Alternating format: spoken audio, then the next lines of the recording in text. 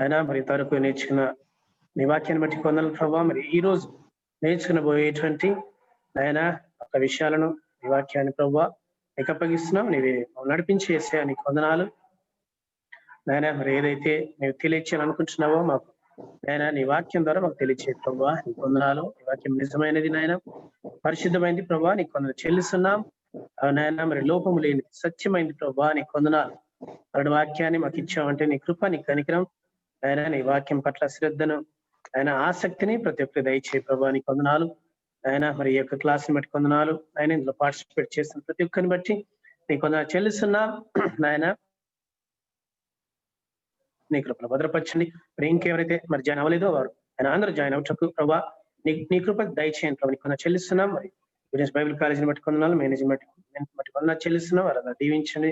ఈ కృపను భద్రపరచు ప్రభావ నీకు కొందనాలు నాయన. ఈ విధంగా చక్కగా నడిపిస్తున్న విధానం బట్టి కొందనాలు నాయన. మరి ఈ కృపను చూపిస్తున్న విధానం బట్టి కొందరు చెల్లిస్తున్నాం. సాయం చేయండి ప్రభావ కొందనాలు నాయన. మరొకసారి ఈ యొక్క క్లాస్ నీకు అప్పగిస్తున్న ప్రభావ నీ ఆత్మచేత నడిపించండి.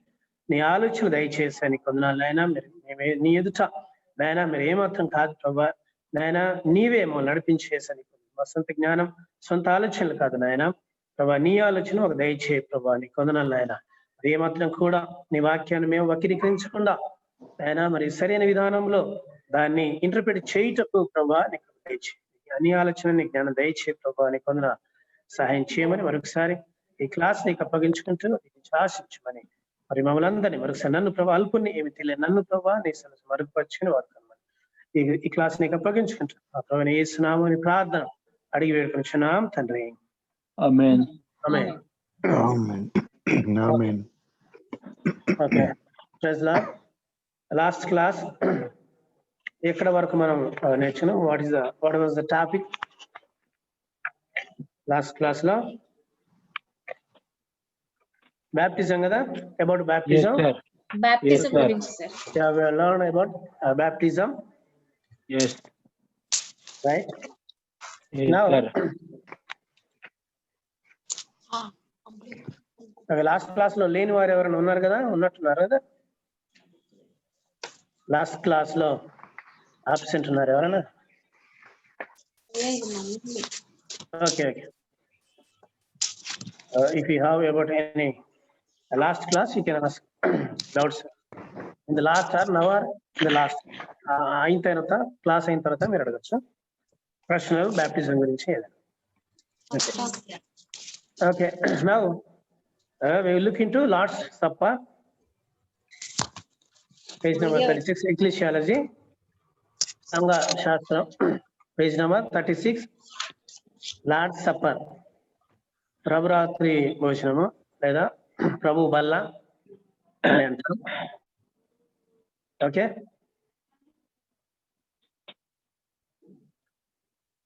రైట్. లార్డ్స్ సప్పర్, ప్రభురాత్రి భోజనం, ప్రభు బల్ల. Okay, institution of the Lord's supper అనగా ఈ ప్రభురాత్రి భోజనం, ప్రభు బల్ల లేదా రొట్టె ద్రాక్ష రసము అనేది మరి యేసు ప్రభు ప్రారంభించాడు. మనం వచనాల్లో చూస్తాం, Matthew and mark, Luke gospels లో. అక్కడ మనకు తెలుసు యేసు ప్రభు శిష్యులతో మరి పస్కా పండుగను ఆచరించు పద్ధతిలో ఆయన యొక్క శిష్యులతో ఈ ప్రభురాత్రి భోజనాన్ని ఆచరించినట్టుగా మనం చూస్తాం. చిన్న వచనం చదువుకుందాం. మాథ్యూ 26:27 వర్సెస్ మత్తయి సువార్త 26వ అధ్యాయం 26-27 వచనాలు. వారు భోజనం చేయుచుండగా యేసు ఒక రొట్టె పట్టుకొని దానిని ఆశీర్వదించి విరిచి తన శిష్యులకు ఇచ్చి, మీరు తీసుకొని తినుడి, ఇది నా శరీరం అని చెప్పెను. మరియు ఆయన గిన్నె పట్టుకొని కృతజ్ఞతాస్తుతులు చెల్లించి వారికిచ్చి, దీనిలోది మీరందరూ త్రాగుడి, ఇది నా రక్తము, అనగా పాపక్షమాపణ నిమిత్తము అనేకుల కొరకు చిందింపబడుచున్న నిబంధన రక్తము. Okay, and mark also in Luke చదవండి ఒకసారి. లూక్ 22:14-20. లూకా స్వార్త 22వ అధ్యాయం.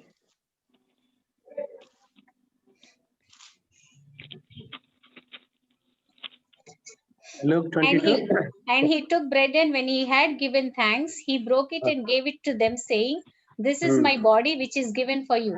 Do this in Okay. remembrance of me." And likewise, the cup after they had eaten, saying, "This cup that is poured out for you is the new covenant in my blood. But behold, the hand of him who betrays me is with me on the table." Okay, ఇవన్నీ వచనాల్లో మనం చూసే విషయం ఏంటంటే ఇది క్రొత్త నిబంధన సంబంధమైన రక్తము, నా శరీరము, మీరు దీనిని తీసుకోండి. Do it in remembrance of me. Okay, do it in remembrance. అందులో ముఖ్యంగా మనం చూసేటువంటి విషయం ఏంటంటే ఈ లార్డ్స్ సప్పర్ ఎందుకు తీసుకుంటాము అనగా యేసుక్రీస్తు యొక్క త్యాగమును, యేసుక్రీస్తు జ్ఞాపకము చేసుకోవడానికి మాత్రమే. అది మెయిన్ పర్పస్. ఓకే, గుర్తుంచుకోవాలి. ఆయనను జ్ఞాపకం చేసుకోవాలి. టు రిమెంబర్ హిమ్, ఆయన యొక్క కార్యమును, త్యాగమును జ్ఞాపకము చేసుకోవడానికి ఈ రొట్టె ద్రాక్షరసాన్ని యేసుప్రభువు ఇచ్చాడు శిష్యులకు. పిమ్మట ఆయన ఒక రొట్టె పట్టుకొని కృతజ్ఞతలు చెల్లించి దాన్ని విరిచి దాని వారికి ఇచ్చి, ఇది మీ కొరకు ఇవ్వబడిన నన్ను జ్ఞాపకం చేసుకున్నట్టుకు దీన్ని చేయడం చెప్పాను. నన్ను జ్ఞాపకం చేసుకున్నట్టుకు దీన్ని చేయడని చెప్పాను. Okay, to remember him, that is main theme, main purpose. ఆయన జ్ఞాపకం చేసుకోవడానికి ఇది చేయాలి. ఓకే, దీన్ని లార్డ్ సప్పర్ అని అంటారు. తర్వాత లార్డ్స్ టేబుల్ అని అంటారు. ప్రభురాత్రి భోజనము, ప్రభువు బల్ల అని అంటారు. తర్వాత కమ్యూనియన్ అని కూడా మనం చూసాం కదా. Communion, fellowship, communion word, Greek word దీనికి కోయినా నియో అనేటువంటి గ్రీక్ వర్డ్ నుంచి ఈ కమ్యూనియన్ వచ్చిందనగా just it is means is only fellowship or communion, సహవాసం. ఓకే, సహవాసము అనేది మెయిన్ ఉద్దేశం. అందులో యేసు ప్రభువుతో సహవాసం. Okay, fellowship with Jesus Christ. ఇప్పుడు బ్యాప్టిజం అనేది ఒకేసారి తీసుకుంటాం కదా, కానీ లార్డ్ సప్పర్ మనం రెగ్యులర్ గా తీసుకుంటాం. ఓకే, వీక్లీ ఆర్ మంత్లీ అనేది రెగ్యులర్ గా ఉంటుంది. మరి ఎందుకు అలాగా? ఒకేసారి తీసుకోవచ్చు కదా. సాల్వేషన్ తర్వాత, రక్షణ పొందిన తర్వాత లార్డ్ సప్పర్ కూడా బ్యాప్టిజం లాగా ఒకేసారి తీసుకుంటే సరిపోతుంది కదా అని క్వశ్చన్ రావచ్చు. కానీ okay, this is meant for mainly fellowship. అర్థమైనా? యేసు ప్రభుతో సహవాసం.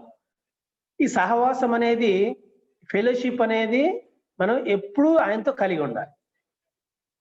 we must have regular fellowship with Jesus Christ. యేసు ప్రభుతో సహవాసం అనేది ఎప్పుడు ఉండాలి. కాబట్టి ఈ ప్రభురాత్రి భోజనం లేదా లార్డ్స్ టేబుల్ అనేది మనం రెగ్యులర్ గా తీసుకోవాలి.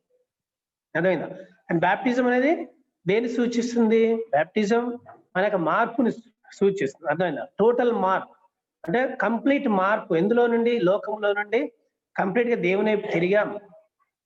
అర్థమైందా? ఒకసారి మనం దేవుని వైపు వచ్చేసాం. అందుకనే అది ఒకేసారి తీసుకోవాలి. ఏది? బ్యాప్టిజం అనేది ఓన్లీ వన్ బ్యాప్టిజం అన్నాడు కదా. One baptism, one Lord, one baptism, ఒకే బాప్తిజం. మన మార్పుని, కంప్లీట్ మార్పుని చూపిస్తుంది. కాబట్టి బాప్తిజం అనేది ఒకేసారి. కానీ ఈ లార్డ్స్ సప్పర్ అనేది లేదా లార్డ్స్ టేబుల్ అనేది మన దేవునితో, యేసు ప్రభుతో ఎల్లప్పుడూ రెగ్యులర్ గా ఫెలోషిప్ కలిగి ఉండాలి. అందుకని మనం రెగ్యులర్ గా ఇది తీసుకోవాల్సినటువంటి అవసరం. అర్థమైందా? సరే, దీనికి రకరకాల పేర్లు, నేమ్స్ అనేవి చెప్తారు. అంటే పేర్లు వేరే ఏం లేదు. లార్డ్స్ సప్పర్ లేదా లార్డ్స్ టేబుల్ అని అంటారు. తర్వాత ఇంకొక వర్డ్ ఏది? యుకారిస్ట్ అని. ఎక్కువగా యుకారిస్ట్ అనేటువంటి వర్డ్ క్యాథలిక్స్ వాడతారు. యుకారిస్ట్ అనగా దాని యొక్క మీనింగ్ అంటే గివింగ్ థ్యాంక్స్.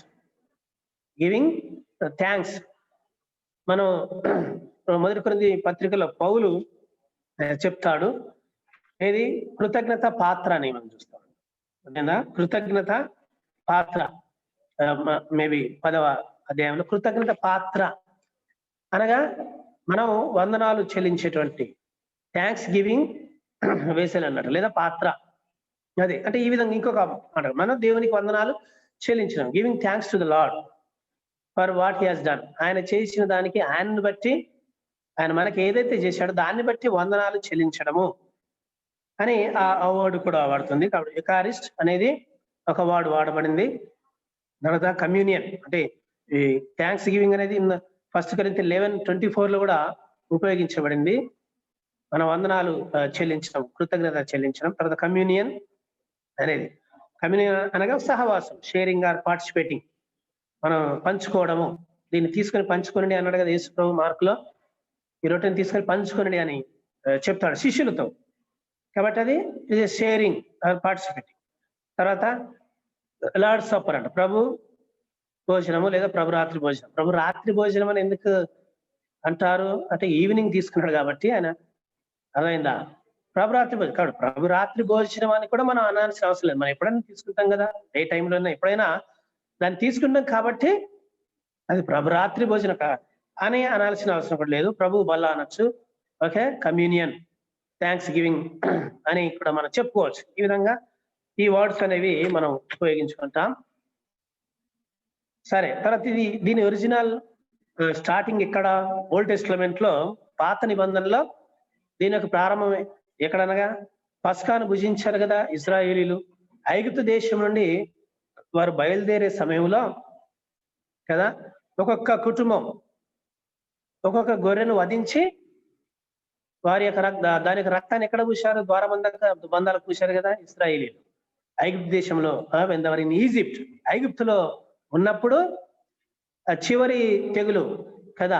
ఐగుప్తులో దేవుడు మోషే ద్వారా ఎన్ని తెగులు చేశాడు? 10 తెగులు కదా, 10 ప్లేగ్స్. ఈ 10 ప్లేగ్స్ లో చివరిది ఏంటి? అక్కడ ఉన్నటువంటి ఆ ఐగుప్తీయుల ప్రతి కుటుంబంలో తొలి సంతానం మరణించుట. అదైనా ఆ ఫస్ట్ బాండ్, తొలి సంతానం మరణించుట. అది జరిగిన తర్వాత ఆ సమయంలో ఇక్కడ ఇశ్రాయేలీలు ఒక్కొక్కరు ఇంటిలో ఒక గొర్రెను వధించి దాని రక్తాన్ని ద్వారబంధాలకు పూశారు. అది స్టోరీ మనకు తెలుసు కదా. మరి సంహారక దూత వచ్చినప్పుడు ఎవరి ఇంటికైతే రక్తము ఉంటుందో ఆ ఇంట్లో ఉన్న వారిని ఏమీ చేయడు. కానీ ఎవరి ఇంటి ద్వారబంధానికి రక్తం లేదో అందులోకి వెళ్ళి తొలి సంతానాన్ని, అందులో మనుషుల్లో కానీ ఇంకెందులో అయినా సరే తొలి సంతానాన్ని హతం చేశారు. ఎవరు? సంహారకు దూత. సరే, వీళ్ళు మరి బయటికి వచ్చేసి పస్కాను భుజించారు. ఆ గొర్రెను వధించి అందరూ, ప్రతి కుటుంబానికి ఒక గొర్రెను వధించి వారి తర్వాత పస్కాను భుజించారు. ఓకే, ఈ పస్కా గొర్రె పిల్లయే యేసుక్రీస్తు సూచన కదా. యేసుక్రీస్తు కూడా ఈ విధంగా మరి మరణించబోతున్నాడు అనేది అక్కడ సూచన. పస్కా గొర్రె పిల్ల అదైనా గొర్రె పిల్ల వలె లోక పాపను మోసుకుని దేవుని గొర్రె పిల్లని యోహాను చెప్తాడు. ఆ విధంగా మరి యేసుక్రీస్తు గొర్రె పిల్ల వలె మన కోసం వధింపబడ్డాడు, కల్వరి శిలువలో వధింపబడ్డాడు అనేది సూచన, సింబల్ అని. కాబట్టి అక్కడ ఒరిజినల్ గా అక్కడ ఓల్డ్ టెస్టమెంట్ లో, పాత నిబంధనలో అక్కడ ప్రారంభం దీని ఒరిజినల్. సరే, ఆ విధంగా గొర్రె వలె మరణించాడు మన కోసమని సూచించుటకు ఆ సూచన యేసు ప్రభువులో తర్వాత నెరవేరుతుంది. అర్థమైంది కదా మనం. సరే, ఆ తర్వాత ఆది సంఘము ఈ ఆచారాన్ని వారైతే ప్రతిదినం పాటించేవారు. Daily used to take Lord's supper. చూడ అక్కడ యాక్ట్స్ 2:46 లో మనం చూస్తాం. అక్కడ అపోస్తుల కార్యములు 2వ అధ్యాయం 46వ వచనములో ప్రతి దినము వారు తప్పక కూడుకొని రొట్టె విరుచుచు ఉంటుంది. తెలుసు కదా ఆ వచనం మనకు. ప్రతి దినం వారు కూడుకొని రొట్టె, ఇంటింటా కూడుకొని రొట్టె విరుచుచు అని మనం చూస్తాం. ఓకే, మరియు వారు ఏక మనస్కులై ప్రతిదినము దేవాలయంలో తప్పక కూడుకొనుచు రొట్టె విరుచుచు దేవుని స్తుతించుచు ప్రజలందరూ దయ పొందిన వారై. Okay, right. ఇంటింటా రొట్టె విరుచుచు, ఇంటింటా రొట్టె విరుచుచు. ఎక్కడే ఉంది? ప్రతి దినం అని ఉంది కదా స్టార్టింగ్ లో. మరేక మనసులు ప్రతి దినము దేవాలయంలో తప్పక కూడుకొనుచు, ప్రతి దినము దేవాలయం కూడుకొనుచు, తర్వాత ఇంటింటా రొట్టె విరుచుచు. ప్రతి దినము రొట్టె విరిచేవారు. మరి దీని టైమింగ్స్ అనేటివి ఏమీ లేదు. సర్టన్ గా ఈ రోజే చేయాలి లేదా ఒక లిమిటెడ్ టైం కానీ పర్టికులర్ టైం అనేది రొట్టె విరుచుటకు ఈ లార్డ్స్ సప్పర్కు లేదు. ఓకే, డైలీ చేయొచ్చు, తప్పేమీ లేదు. మనం యేసుప్రభువుని జ్ఞాపకం చేసుకోవడం, ఆయనతో సహవాసం కలిగి ఉండడమే కదా. అర్థమైందా? అంత సహవాసం అనేది డైలీ కలిగి ఉండాలి. ఎలాంటి సంబంధం ఉండాలి యేసు ప్రభువుతో మనకు విశ్వాసులకు? జాన్ చాప్టర్ 15 లో ద్రాక్ష చెట్టు ఉపవనం అని చెప్తాడు కదా, దృష్టాంతం యేసు ప్రభు. అందులో ఎలా ద్రాక్షవల్లి నేను, తీగలు మీరు, నాలో ఫలం ప్రతి తీగ బయట పారవేయబడును, అది కాల్చివేయబడును. అనగా తీగ ఏ విధంగా ద్రాక్ష చెట్టులో ఉంటుందో ఆ విధంగా ప్రతి విశ్వాసి యేసు ప్రభువులో అంటుకట్టబడి ఉండాలి ఎప్పుడు. అది సంబంధం. యాక్చువల్గా that is the relationship every believer should have with Jesus Christ. యేసు ప్రభువుతో నిజంగా నువ్వు విశ్వాసం అయితే రక్షణ పొందిన తర్వాత యేసు ప్రభువుతో ఒకసారి కలవడం, ఒకసారి కలవకుండా ఉండడం, ఒకసారి దూరంగా ఉండడం, ఒకసారి దగ్గరగా ఉండడం అనేది ఉండదు. అర్థమవుతుందా? ఎప్పుడు యేసు ప్రభువుతో సహవాసంలోనే ఉంటాం. తీగ అనేది చెట్టులో ఒక్కొక్కసారి బయటికి వెళ్ళిపోతుందా? ఒక్కసారి కట్ అయిపోతే ఏమైపోతుంది పరిస్థితి? మళ్ళీ అంటు కట్టబడడం, ఇంకా అందుకోకపోతే అది ఎండిపోతుంది కదా. అది అలాంటి సంబంధమే యేసు ప్రభువుతో విశ్వాసులకు ఉండాలి. అర్థమైందా? అలాంటి సంబంధం ఉంటుంది. అది ఫెలోషిప్ అన్నట్టుగా. That is the fellowship. అది it is seen in taking bread and wine. అర్థమైందా? మనం రొట్టెను ద్రాక్షరసం తీసుకుంటున్నాం అంటే ఆయనతో సహవాసంలో ఉన్నాం, ఆయనతో ఫెలోషిప్ లో, ఆయనతో అంటుకట్టబడి ఉన్నాం, కానీ అంత దూరంగా లేవు. అర్థమవుతుంది? అలాంటి సహవాసము కలిగి ఉండుటను సూచించేది రొట్టె ద్రాక్షరసము.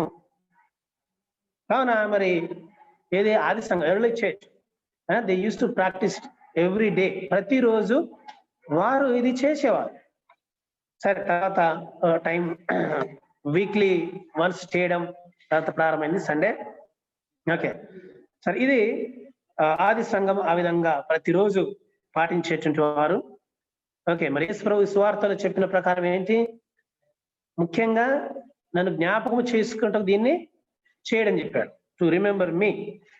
నన్ను జ్ఞాపకం చేసుకుంటారు, నలుగురు చెప్తారు, నలుగురు సువార్త చెప్తారు, మీరు నన్ను మర్చిపోకుండా ఉంటారు అనేటువంటి ఉద్దేశం అనేది ముఖ్యమైనటువంటి ఉద్దేశంగా మనం అందులో చూస్తాం. కాబట్టి ఇంకా చెప్పినటువంటి మాట, ముఖ్యమైన మాట, క్రొత్త నిబంధన వలన రక్తం కదా. ఇప్పుడు కొత్త నిబంధనకు పాత నిబంధనకు అక్కడ యేసు ప్రభు వ్యత్యాసాలు భేదాన్ని చెప్పినట్టే కదా. పాత నిబంధన గొర్రెల యొక్క, మేకల యొక్క రక్తము, కానీ క్రొత్త నిబంధన స్వయంగా దేవుని యొక్క రక్తం, యేసు ప్రభు యొక్క రక్తం.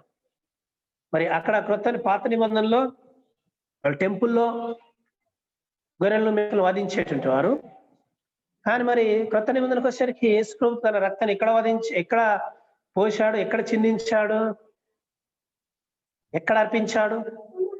శిలువలో అర్పించాడు. ఓకే, ఇప్పుడు అక్కడ గొర్రెల మీద రక్తాన్ని వాళ్ళు యాజకుల దగ్గర తీసుకెళ్లి యాజకులు దాన్ని వధించేటువంటి వారు ఆ రక్తాన్ని ఎక్కడ బలిపీఠం మీద, తర్వాత అక్కడక్కడ ప్రోక్షించేటువంటి వారు.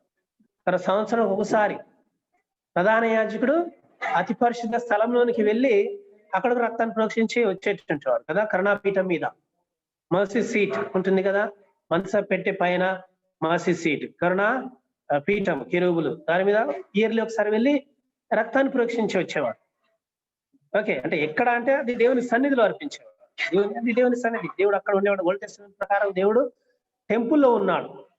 His presence was in the temple, ఆయన సన్నిధి అక్కడ. కానీ ఇప్పుడు క్రొత్త నిబంధన ప్రకారం మరి యేసు ప్రభు రక్తాన్ని ఎక్కడ, ఎవరి ఎదుట, ఎవరి ముందు అర్పించాడు?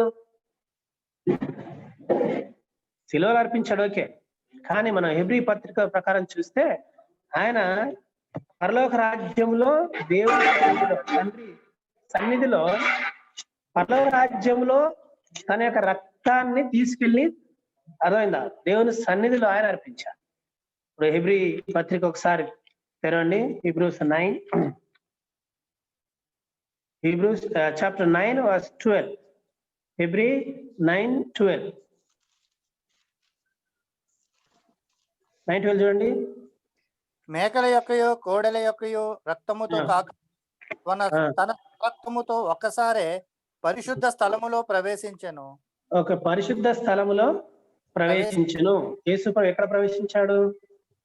పరిశుద్ధ స్థలములో ప్రవేశించాడు. పరిశుద్ధ స్థలం ఎక్కడ? హృదయమా సార్ పరిశుద్ధ స్థలం? ఓకే, అదే అక్కడ. ఇప్పుడు that old testament, in the old testament that temple was considered as a holy place. కదా, పరిశుద్ధ స్థలం అని ఆ స్థలాన్ని అనేవారు. ఏ స్థలాన్ని? టెంపుల్ని. టెంపుల్ని పరిశుద్ధ స్థలము అనేటువంటి మాట అక్కడ మనం చూసాం. ఓకే, తర్వాత మరి ఇక్కడ పరిశుద్ధ స్థలం అనగా టెంపుల్లో అర్పించాడా యేసు ప్రభు? టెంపుల్లో ఆయన అర్పించలేదు. అర్థమైందా? Front of people. చూడండి 24th verse చదవండి. 24 వచ్చిన అందులో 24 వచ్చిన the Hebrew 9:24. The Christ has entered not in holy places made with hands, which are copies of the true things, but into heaven itself, now to appear in the presence of God on our behalf. In the presence of God, not made with hands. The temple made with hands. Okay, temple was made with hands, but heaven is not made with men's hands. మనుషుల యొక్క చేతులతో పరలోక రాజ్యం చేయబడిందా అంటే ఎక్కడ ప్రవేశించినట్టుగా యేసు ప్రభు? Where he entered with his blood in the heaven. Okay, in the presence of the father. తండ్రి యొక్క సన్నిధిలో ఆయన ప్రవేశించారు. అర్థమవుతుందా? నిజమైన దేవుని సముఖమందు కనబడు పరలోకమందే ప్రవేశించెను. పరలోకమందు ప్రవేశించాడు అంటే యేసు ప్రభు రక్తాన్ని తీసుకుని ఎక్కడికి అని తెలుసా? తండ్రి ఎదుటికి వెళ్ళాడు. నేను రక్తాన్ని ప్రజల కోసం, లోకం కొరకు, సంఘం కొరకు, ఐ షెడ్ మై బ్లడ్, నేను రక్తాన్ని చిందించాను, ఫర్గివ్ దెమ్ అని యేసు ప్రభు అక్కడ పరలోక రాజ్యం దేవుని సన్నిధిలో తండ్రి ఎదుట ఆయన తీసుకుని వెళ్ళాడు. అదే అది తేడా ఓల్డ్ టెస్టిమెంట్ కు న్యూ టెస్టిమెంట్ కు ఉన్నటువంటి డిఫరెంట్ చెప్తున్నాను అక్కడ.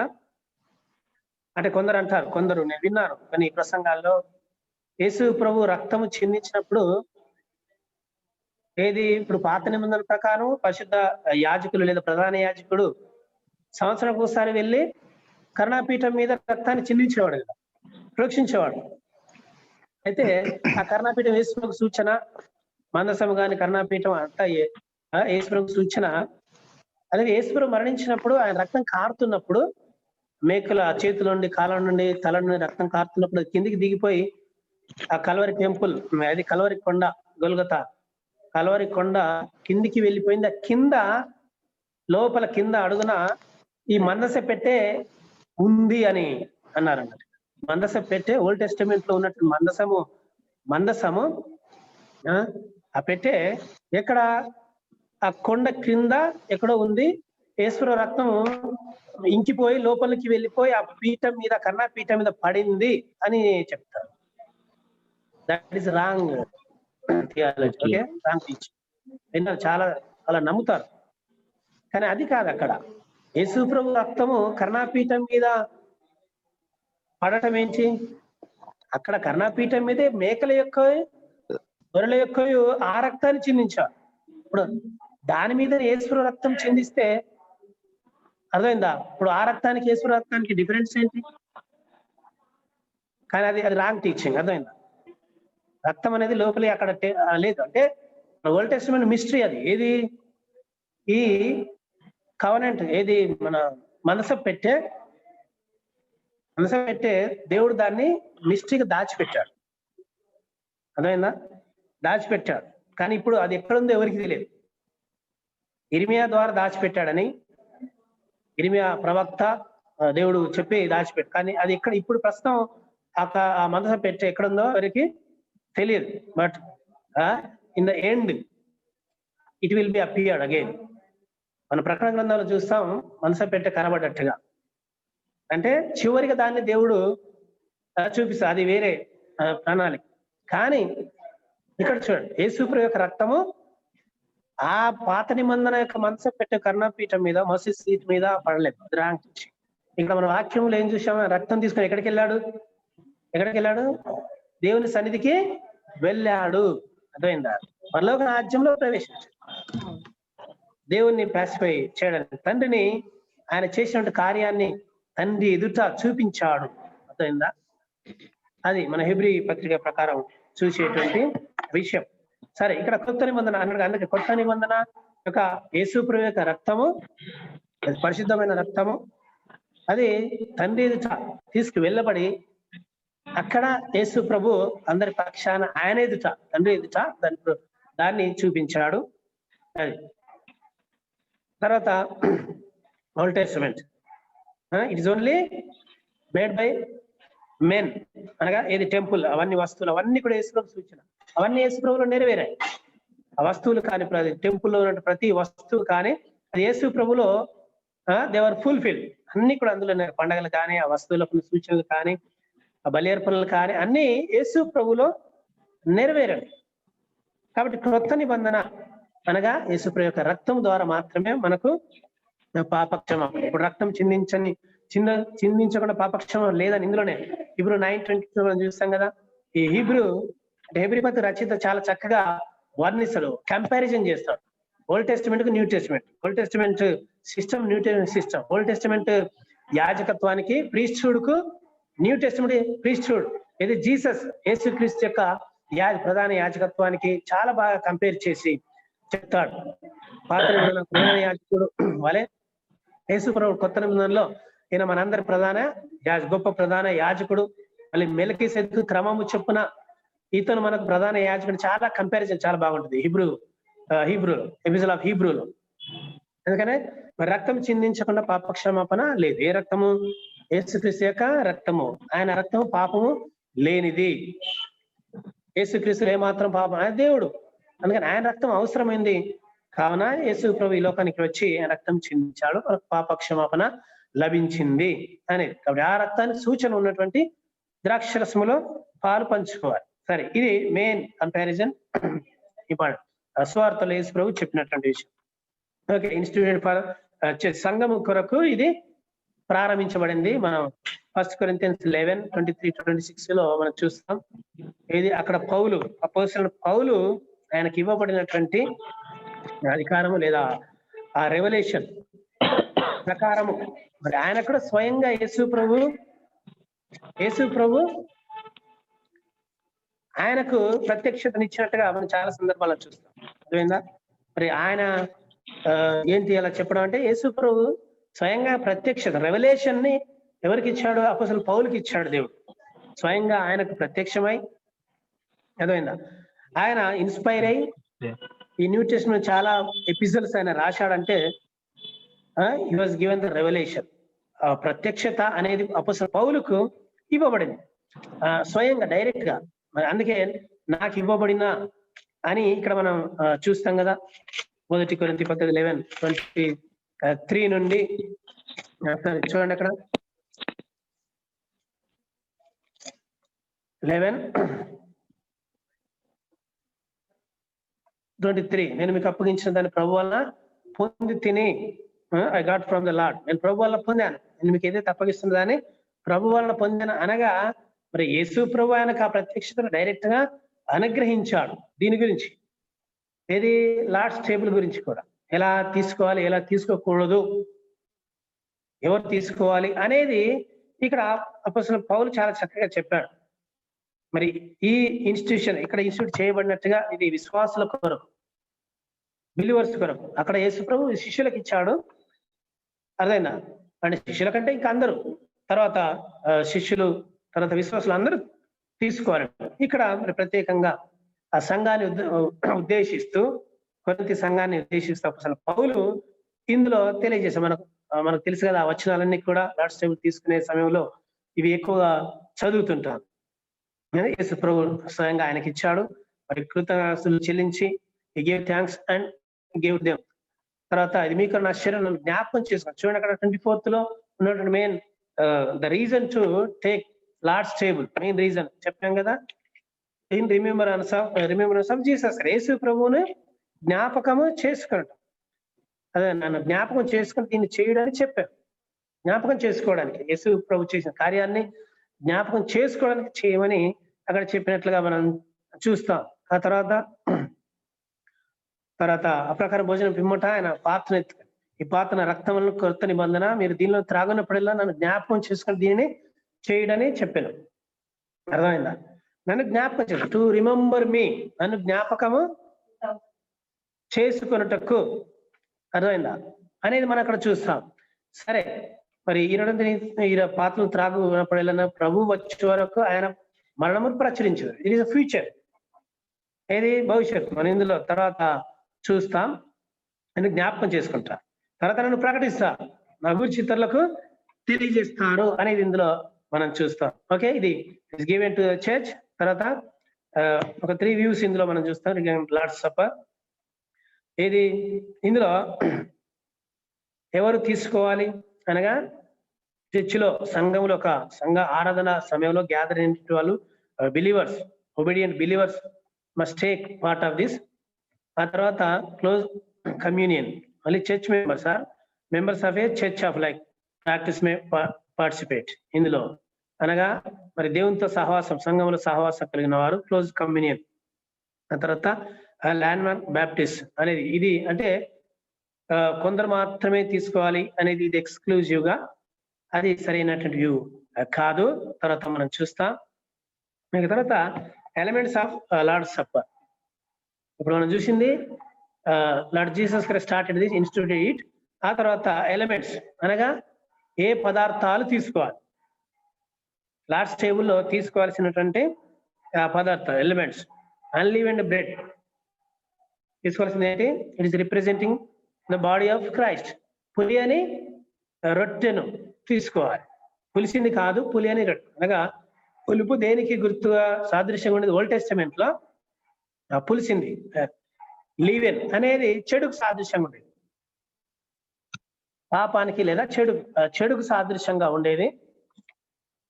ఇది పాత నిబంధనలో పులిసిన పిండి లేదా పులిసిన రొట్టె. అందుకే పులి అని రొట్టెతో వారు పులి అన్నట్ల పండుగ కూడా ఉండేది కదా, ఫెస్టివల్ పులి అన్నట్ల పండుగ. సరే, ఎప్పుడైనా సరే పులి అనే రొట్టెలతో దీన్ని చేయాలి. ఆ తర్వాత unfermented wine representing the body of Christ. Okay, ఇది వైన్ యేసుక్రీస్తు యొక్క రక్తానికి, బ్లడ్ ఆఫ్ క్రైస్ట్ రక్తానికి సూచనగా ద్రాక్ష రసం. ఆ తర్వాత ఇవి ఎలిమెంట్స్ అండి ముఖ్యంగా. ఇది ద్రాక్ష రసము, ఆ తర్వాత రొట్టె, పులిని రొట్టె ఇందులో వాడాల్సినటువంటి ఎలిమెంట్స్.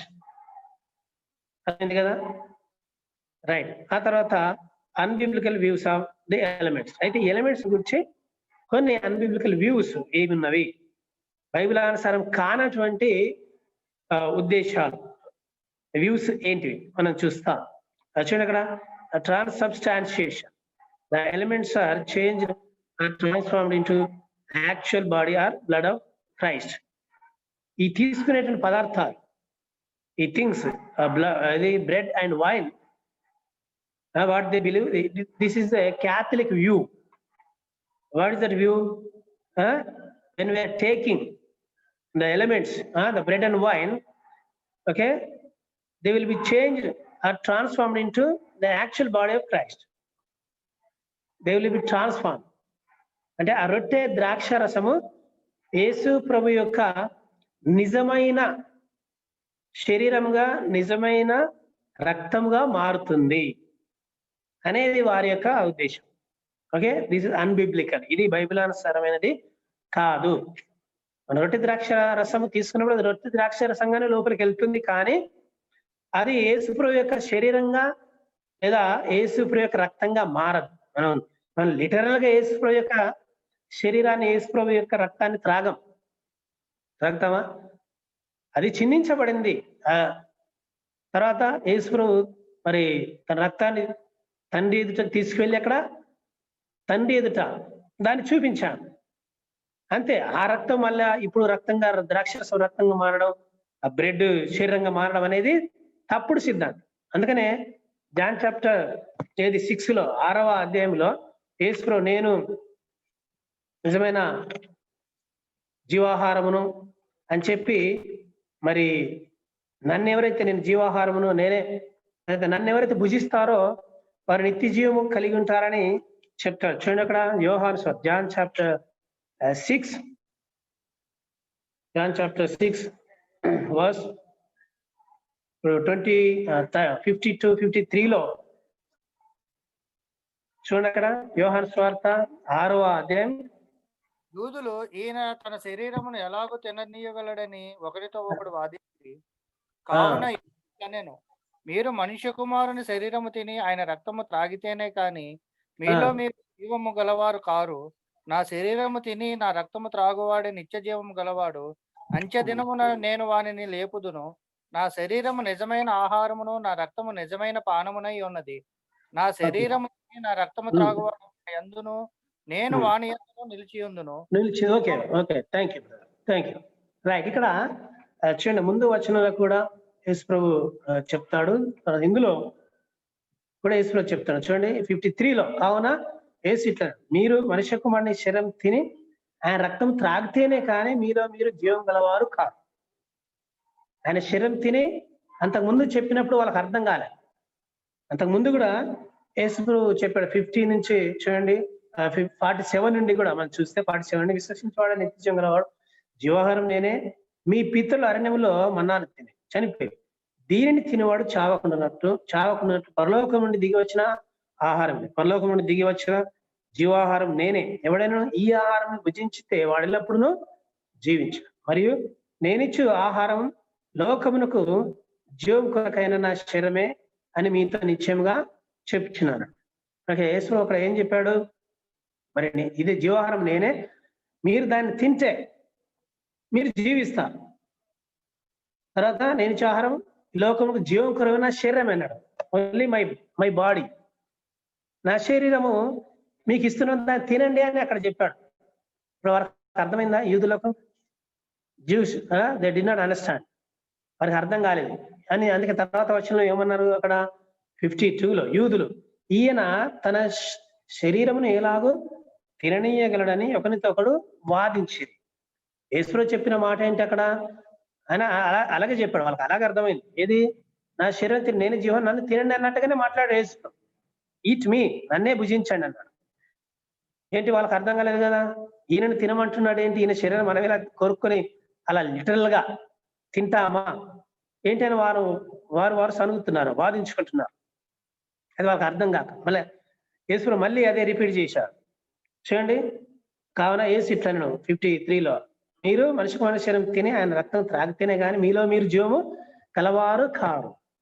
మనిషి కుమారుని శరీరం తిని ఆయన రక్తాన్ని త్రాగితేనే మీలో జీవం ఉంటుంది అన్నట్టు. ఇప్పుడు ఇక్కడ ఉన్న వచనం దేని గురించి సూచిస్తుంది? యేసు ప్రభు ఏ విషయాన్ని గురించి అక్కడ చెప్పాడు? రొట్టె ద్రాక్షారసం గురించి చెప్పాడా? బ్రెడ్ అండ్ వైన్ గురించి చెప్పాడా అక్కడ యేసు ప్రభు?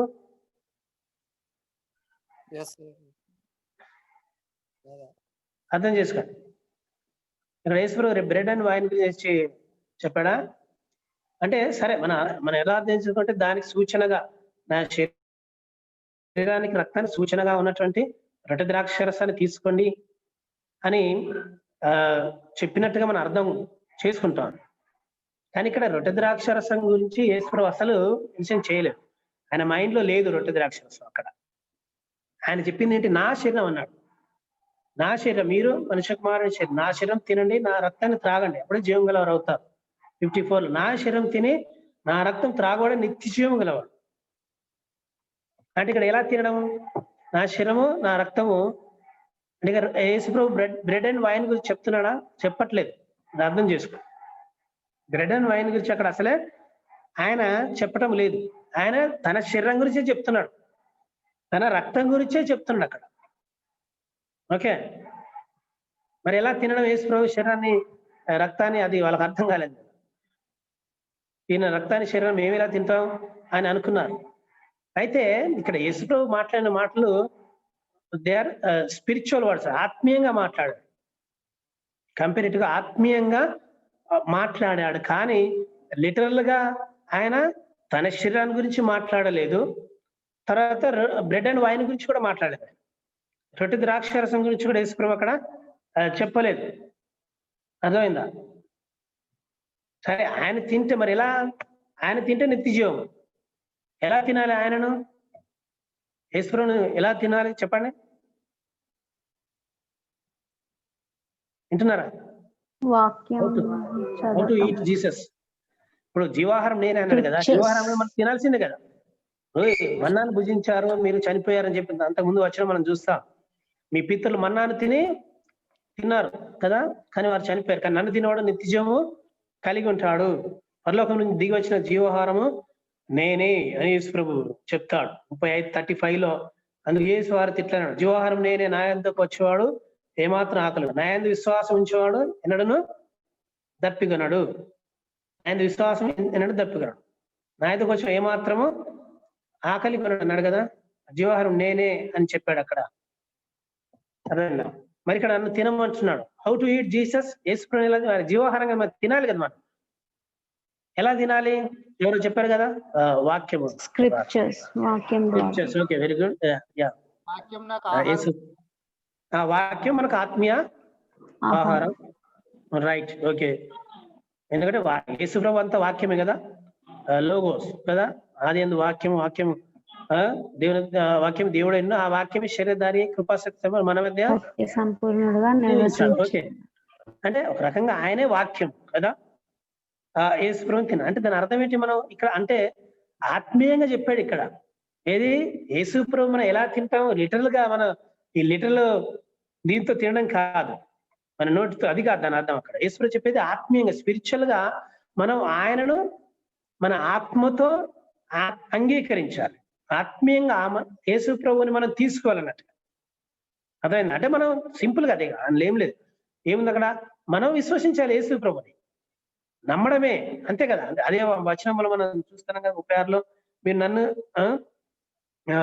35లో అది యేసు వారి తిట్ల, జీవాహారం నేనే, నా యొద్దకు వచ్చేవాడు ఏమాత్రం నా యందు విశ్వాసం ఉంచేవాడు ఎన్నడను దప్పికొనడు. విశ్వాసం ఉంచి దప్పిక లేదు అంటే నువ్వు నీళ్ళు తాగినట్టే కదా. నీకు దప్పిక తీరిందంటే అర్థం ఏంటి? ఎప్పుడు తీరుతుంది దప్పిక? నీళ్ళు తాగినప్పుడు. నీకు ఆకలి ఎప్పుడు చల్లారుతుంది? ఆహారం తిన్నప్పుడు. అంటే యేసు ప్రభువుని విశ్వసిస్తే నీకు ఆకలి చల్లారుతుంది అంటే అర్థం ఏంటి? నువ్వు తినేసినట్టే కదా, నీవు తిన్నట్టే. అంటే యేసు ప్రభుని విశ్వసించడమే యేసు ప్రభుని అక్కడ తినడం గురించి మాట్లాడ విశ్వసించడం, యేసును ప్రభుగా, రక్షకునిగా, దేవునిగా ఆయన అంగీకరించడమే, ఆయన భుజించడం, అంతే. అది అర్థం అవ్వలేదు అక్కడ యూదులకు. అర్థం కాక ఏంటి ఈయన శరీరాన్ని మనం ఈయన ఎలా తిననిస్తాడు అని అన్నాడు. ఇంకా తర్వాత వచ్చిన మనం చూస్తాం.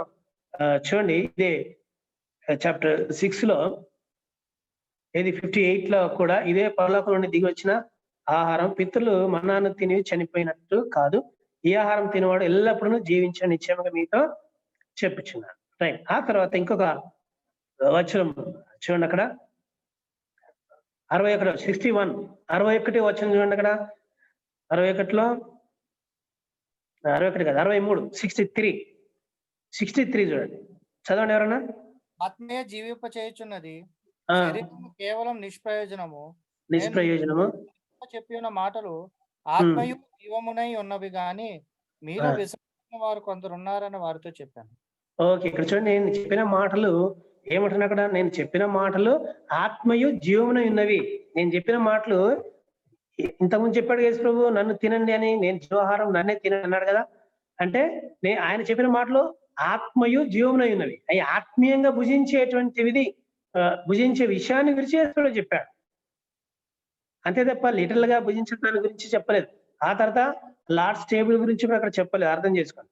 యేసు ప్రభు రొట్టె ద్రాక్షారసం గురించి అక్కడ కూడా చెప్పలేదు యేసు ప్రభు. తన గురించి చెప్పాడు, నన్ను మీరు తినండి, నన్ను తాగండి అన్నట్టుగా. ఎలాగా మరి? అదే వాక్యం ద్వారా, నన్ను విశ్వసించడం ద్వారా. యేసు ప్రభు విశ్వసిస్తే మనం వాక్యాన్ని అంతా విశ్వసించట్టే కదా, టోటల్ బైబిల్ అంతా నమ్మినట్టే, అంటే మనం తిన్నట్టే, మన ఆత్మీయంగా భుజించినట్టుగా. అలాగే యేసు ప్రభుని మనము అంగీకరించడం, విశ్వసించడం, మన హృదయపూర్వకంగా పూర్ణ హృదయంతో, పూర్ణ మనసుతో యేసు ప్రభుని మనం విశ్వసించినప్పుడు ఆయన భుజించినట్లుగా.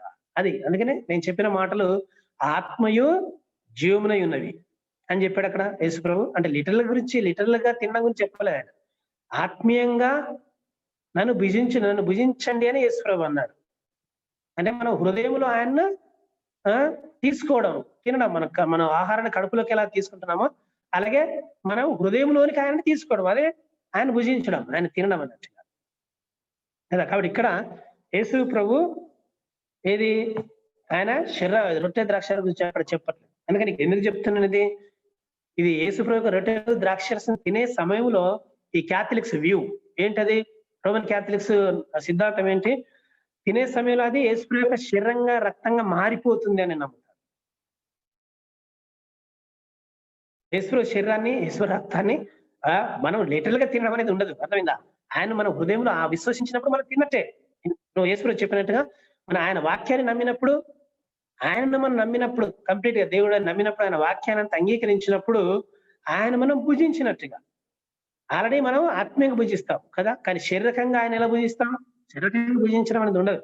అందుకని శారీరకంగా లిటరల్ గా యేసు యొక్క శరీరము రక్తము మనం రొట్టె ద్రాక్ష తీసుకున్న సమయంలో అది యేసు శరీరంగా రక్తంగా మారదు, అర్థమైందా? అంటే మనం రక్తాన్ని త్రాగేటువంటి వారుగా, ఇప్పుడు యేసు రక్తాన్ని తాగడం ఏంటి? ఆ విధంగా రక్తం తాగడం అని లేదు యేసు ప్రభు, అర్థమైందా? ఆ విధంగా నా శరీరాన్ని తినని చెప్పలేదు. ఆత్మీయంగా విశ్వసించండి, ఆత్మీయంగా మీరు మారండి, మీలో ఆత్మీయ మార్పు అనేది ఉండాలి, పరిశుద్ధత అనేది ఉండాలి. అది ఆ విషయాన్ని యేసు ప్రభు చెప్పాడు అక్కడ. కానీ ఇది తప్పుడు సిద్ధం. ఏది రోమన్ క్యాథలిక్స్ వారు నమ్మేటువంటి సిద్ధాంతము అది రాంగ్, ఇది అన్బిబ్లికల్. బైబిల్లో ఎక్కడ కూడా లేదు. ఇప్పుడు ఇక్కడ చెప్పినట్టు మాట కూడా అది రొట్టె ద్రాక్షారసం చెప్పటము లేదు. వారు ఇలాంటి కొన్ని వచనాలు తీసుకుని అలా చెప్తారు. కానీ ఇది ఇక్కడ రొట్టె ద్రాక్షారసం గురించి యేసు ప్రభు చెప్పటము లేదు. జాన్ చాప్టర్ 6 లో మిగతా ఎక్కడైనా సరే ఇది ఒక రాంగ్ వ్యూ. ఆ తర్వాత కాన్సబ్స్టాన్షియేషన్ చూడండి, the spiritual presence of Christ is with the elements.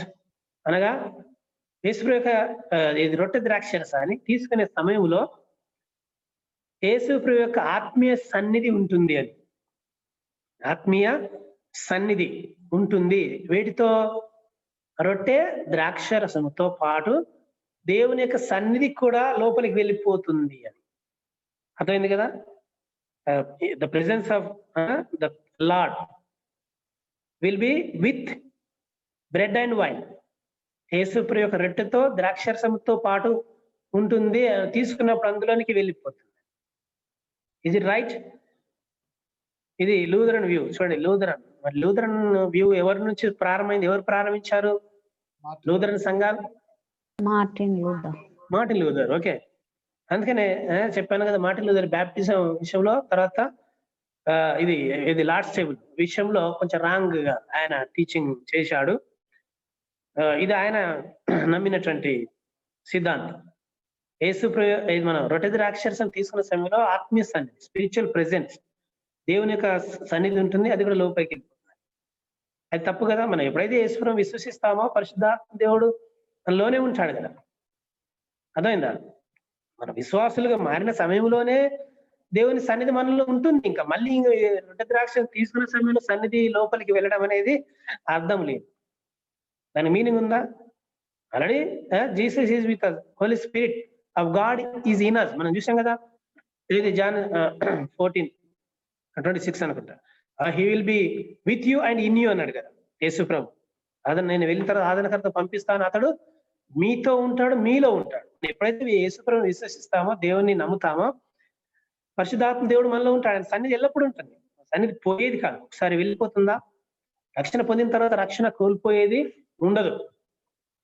రక్షింపడిన విశ్వాసి రక్షణ ఒకసారి కోల్పోవడం, ఒకటి రావడము, ఒకసారి వెళ్ళడము రావడం, ఆత్మదేవుడు ఒకసారి వెళ్ళడము బయటికి మళ్ళీ రావడం అనేది ఉండదు.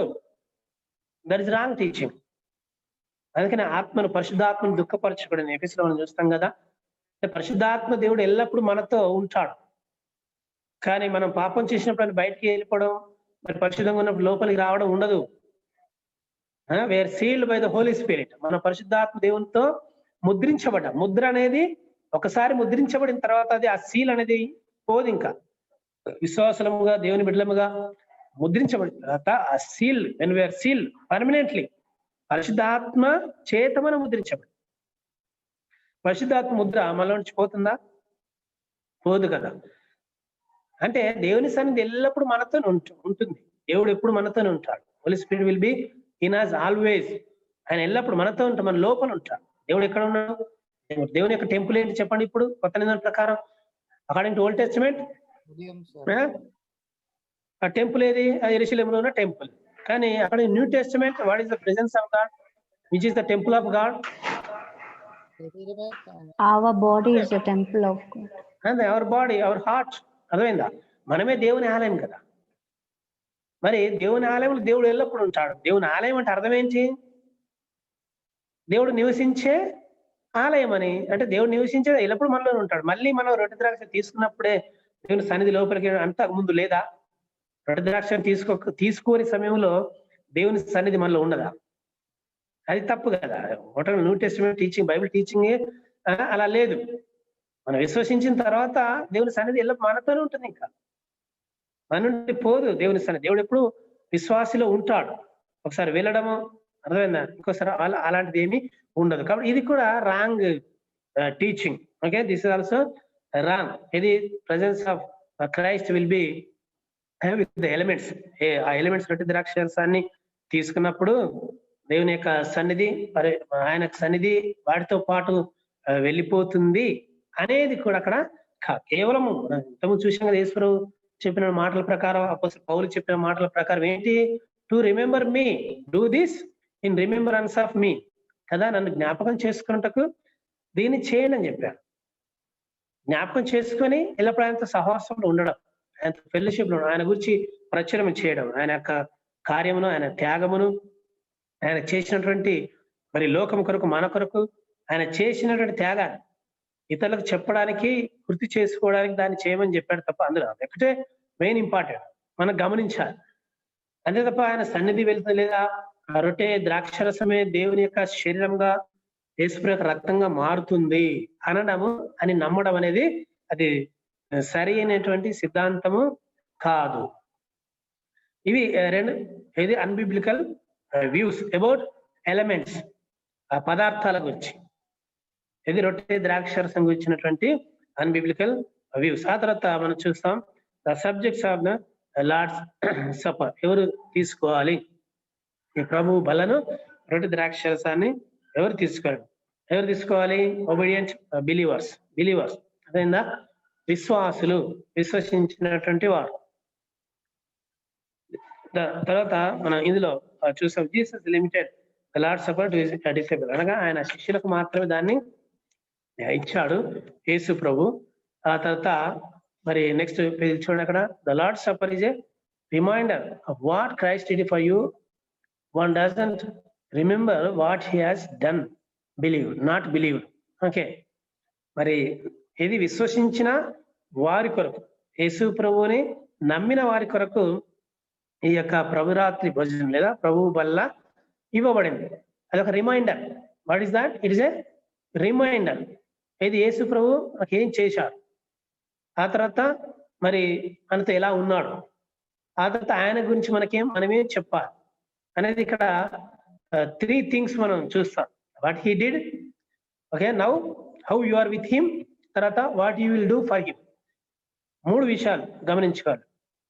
భూత భవిష్యత్ వర్తమాన కాలాన్ని మనం చూసినప్పుడు ఈ రొట్టె ద్రాక్షరసాన్ని తీసుకునే సమయంలో యేసు ప్రభు మన కొరకు ఏం చేశాడు? ఒకటి ఫస్ట్ థింగ్ అర్థమైందా?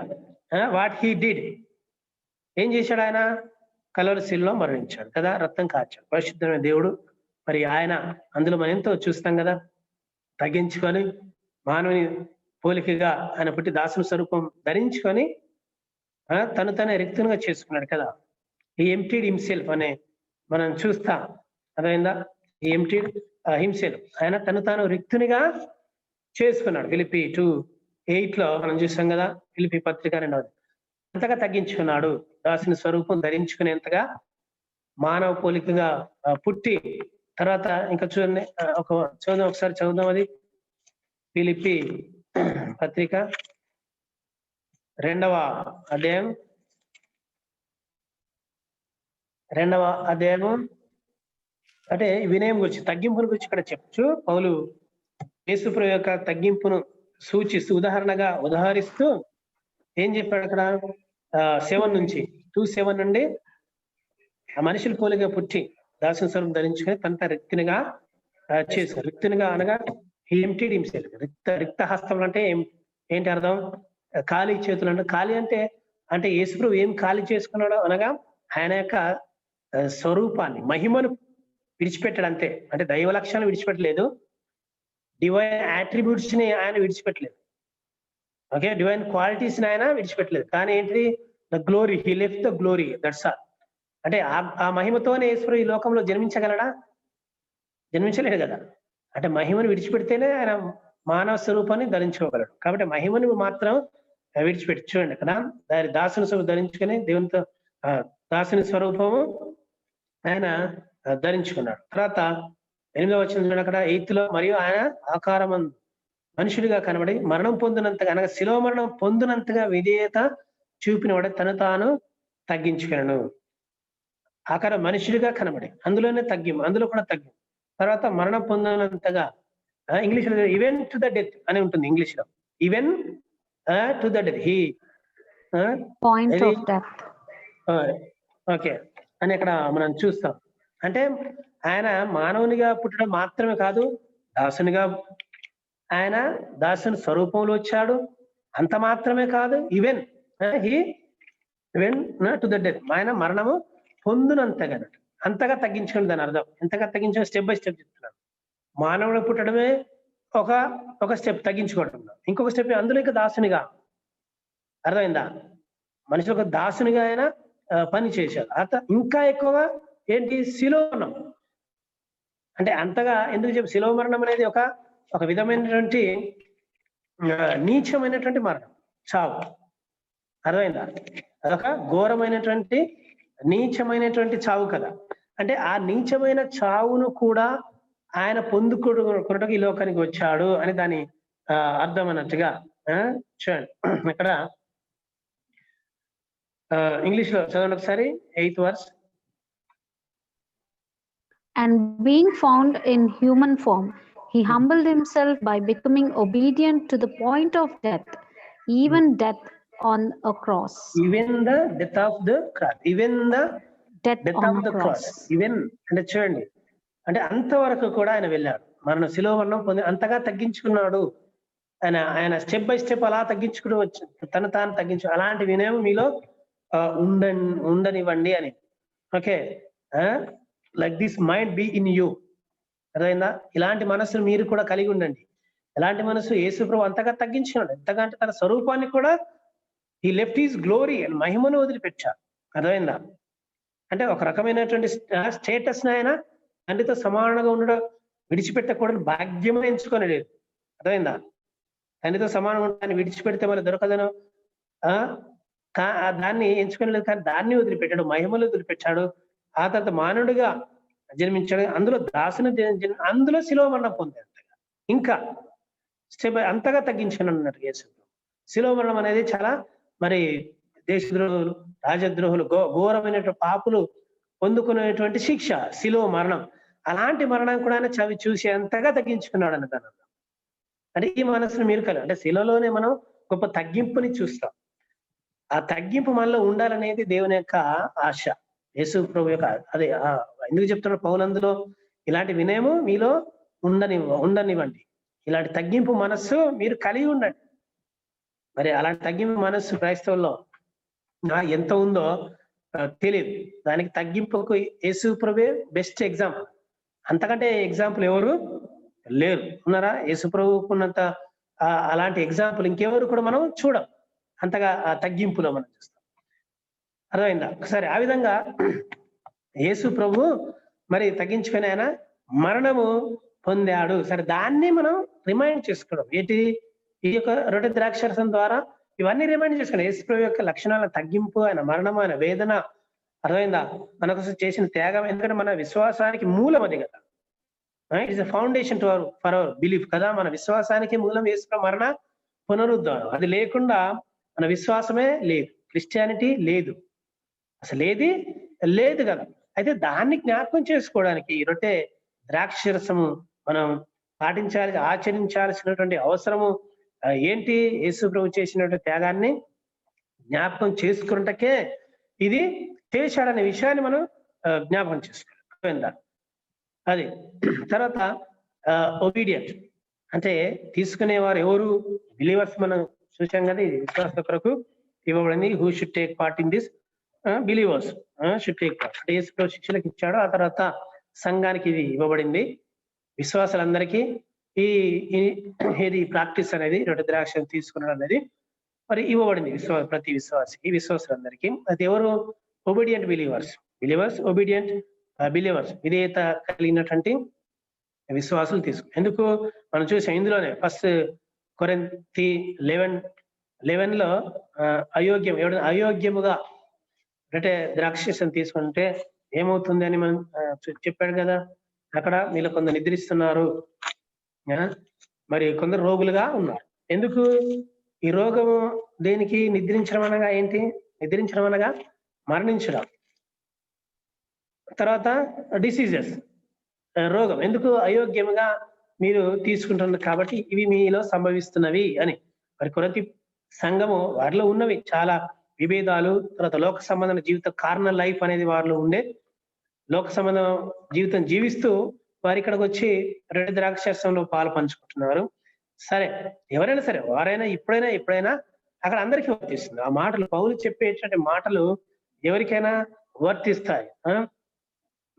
అక్కడ ఏ విధంగా తీసుకోకూడదు? అయోగ్యముగా తీసుకోకూడదు. చూడండి ఏ వచనం నుంచి మనం చూస్తాం, 27 లో చూడండి. అక్కడ 11:27, ఫస్ట్ కొరింథీ 11:27. కాబట్టి ఎవడు అయోగ్యముగా ప్రభు యొక్క రొట్టెను చదవండి. కాబట్టి ఎవడు అయోగ్యముగా ప్రభు యొక్క రొట్టెను తినునో లేక ఆయన పాత్రలోనిది త్రాగునో వాడు ప్రభు యొక్క శరీరమును గూర్చియు రక్తమును గూర్చి అపరాధి అగును. కాబట్టి ప్రతి మనుషుడు తను తాను పరీక్షించుకొనవలెను. అలాగూ చేసి ఆ రొట్టెను తిని ఆ పాత్రలోని త్రాగవలెను. ప్రభు శరీరం వివేచింపక తిని త్రాగువాడు తనకు శిక్షావిధి కలుగుటకే తిని త్రాగుచున్నాడు. రైట్, శిక్షావిధి కలుగుటకే తిని త్రాగుచున్నాడు. Okay, don't take the bread and wine in the manner కదా. అయోగ్యంగా తీసుకొనకూడదు. అయోగ్యంగా తీసుకునే వ్యక్తి దేవుని తీర్పుకు గురి అవుతాడు. మరి పరీక్షించకుండా, వివేచించకుండా అనగా నెగ్లిజెన్స్ గా అదేదో ఆచారం లాగా తీసుకోవడము, ప్రతి సండే తీసుకుంటున్నాను కదా అని చెప్పి మరి పరిశుద్ధంగా జీవించకుండా పాపంలో కంటిన్యూ అవుతూ ఈ లార్డ్స్ టేబుల్ ని తీసుకోవడం అనేది తప్పు. అర్థమవుతుంది కదా. తను తాను పరీక్షించుకునే వాళ్ళను అనేది అక్కడ పరీక్షించుకోవాలంటే ఏంటి? తన యొక్క తప్పుల్ని మరి ఏమైతే దేవునితో సహవాసం ఉన్నానా లేదా అని పరీక్షించుకొని, ఒకవేళ అలాంటి స్థితి ఉంటే తీసుకోకూడదు. తప్పులో, పాపంలో, పొరపాట్ల సహవాసము, సంఘంతో సహవాసం లేకుండా, సంఘంలో ఉన్నటువంటి వ్యక్తులతో సహవాసంలో లేకుండా లేదా పాపంలో ఉంటూ రొట్టె ద్రాక్షరసాన్ని తీసుకురా. అర్థమైందా? మరి నీ సహోదరుతో ఏదైనా విభేదం ఉంటే నువ్వు వెళ్ళి సహోదరునితో నువ్వు సమాధాన పడి తర్వాత బలి అర్పించమని చెప్తారు కదా యేసు. మత్తయి సువార్త 5వ అధ్యాయంలో మనం చూసాం కదా. అర్థమైందా? సహోదరునితో ఏముంటే, విభేదం ఏదైనా ఉంటే వెళ్ళి ముందుగా అతనితో సమాధాన పడి తర్వాత వచ్చి బలి అర్పించాలి. అంటే అర్థం ఏంటి? అంటే ఆ బలి అర్పించడం అనేది కూడా ఇక్కడ యేసు ప్రభు సంబంధించినటువంటి రొట్టె ద్రాక్షరసంలో పాలు పంచుకున్న దానితో సమానం. అర్థమైందా? కాబట్టి ఆ విధంగా చూడండి, అందులో మన మత్తయి సువార్త 5వ అధ్యాయంలో మనకు తెలుసు కదా, 24లో అర్పించుచుండగా నీ మీద నీ సహోదరునికి విరోధమేమైనను కలదని అక్కడ నీకు జ్ఞాపకం వచ్చినడలా అక్కడ బలిపీఠం ఎదుటనే నీ అర్పణము విడిచిపెట్టి మొదట సహోదరునితో సమాధాన పడుము, అటు తర్వాత వచ్చి నీ అర్పణము నర్పింపుము. ఓకే, తర్వాత వచ్చి అర్పణ అనగా బలి అర్పణ. సరే, అప్పుడు అర్పించే బలి ఇప్పటి యొక్క బలి ఏంటి? అప్పటి బలి ఎవరికి సూచన? యేసు ప్రభు చేసిన త్యాగానికి సూచన. ఇప్పుడు బలి అనగా యేసు ప్రభు కదా. అర్థమైందా? మరి ఆయన రొట్టె ద్రాక్షలు తీసుకుంటున్నామంటే బలిని జ్ఞాపకం చేసుకుంటూ యేసు ప్రభు త్యాగాన్ని మనం జ్ఞాపకం చేసుకుంటూ తీసుకుంటున్నాం. అంటే అప్పుడు అసమాధానంగా ఉంటే సహోదరులతో కానీ, క్రైస్తవులతో, సంఘంలో ఉన్న వారితో సమాధానంగా లేకుండా తీసుకొనకూడదు రొట్టె ద్రాక్షరస. అర్థమైందా? అంటే ఈ విధంగా ఇలాంటివి ఉంటూ కూడా అసమాధానంగా పాపంలో కంటిన్యూ చేస్తూ దేవుని యొక్క రొట్టె ద్రాక్షరసాన్ని తీసుకునకూడదు.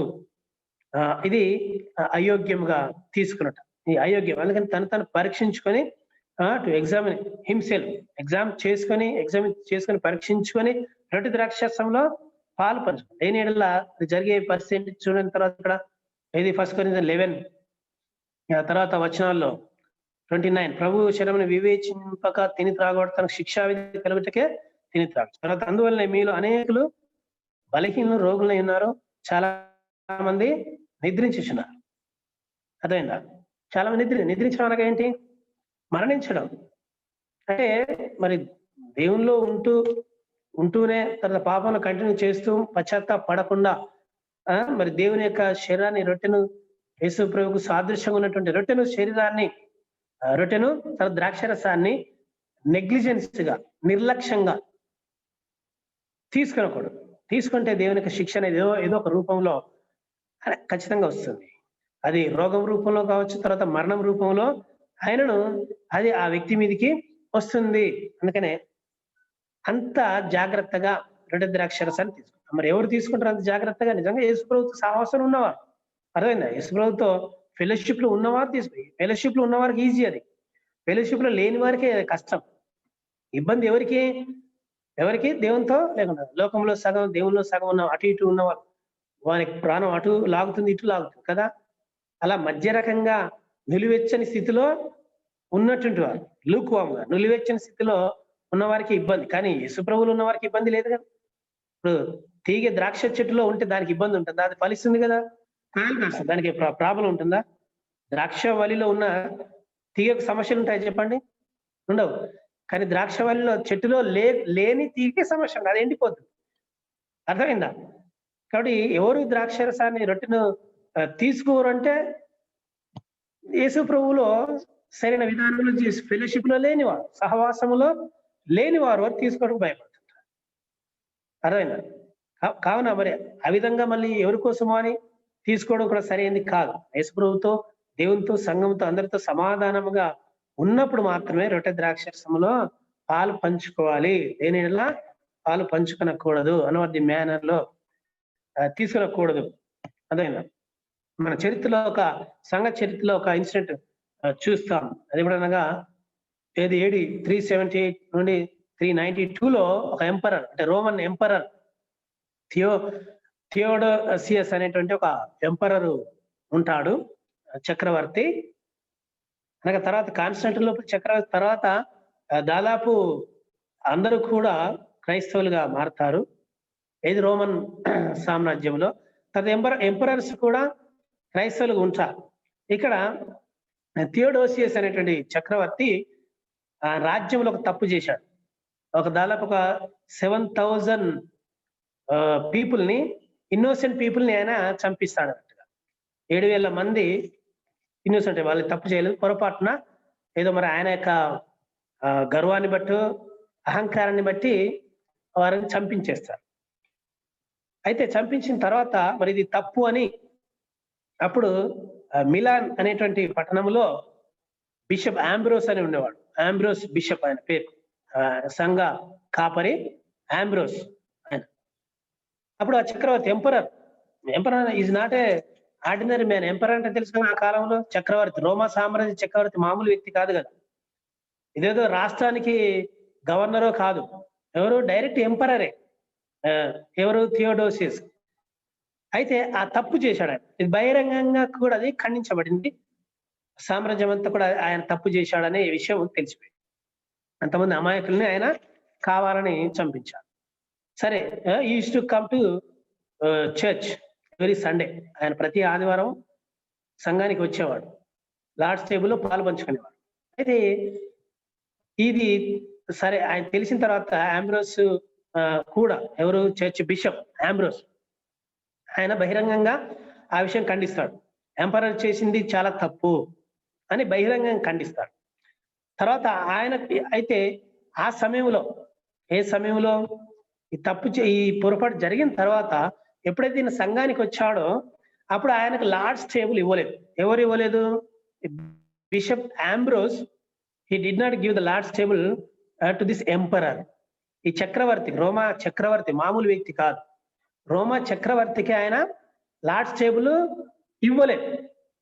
తర్వాత మరి అంతకు ముందు ఈయన ఉత్తరం రాస్తాడు. ఎవరు? ఆంబ్రోస్ చక్రవర్తి. మీరు చేసింది చాలా తప్పు, పొరపాటు. ఈ విధంగా మీరు ఎందుకు చేశారు? ఒక చక్రవర్తిగా ఇదేనా మీరు చేయాల్సిన పని? అమాయకులు మీరు చంపించారు, మీరు నరహంతకులుగా మారారు అని బహిరంగంగా ఆయన ఉత్తరం రాస్తాడు. ఎవరు? ఆంబ్రోస్. తర్వాత ఒకసారి కలుసుకోవడానికి ఆంబ్రోస్ని మరి ఆయన కూడా పశ్చాత్తాపడతాడు. పశ్చాత్తాపడి కలుసుకోవడానికి వస్తా అన్నప్పుడు ఆయన ముందు కలవలేదు, ఎక్కడికో వెళ్ళిపోతాడు ఈ ఆంబ్రోస్.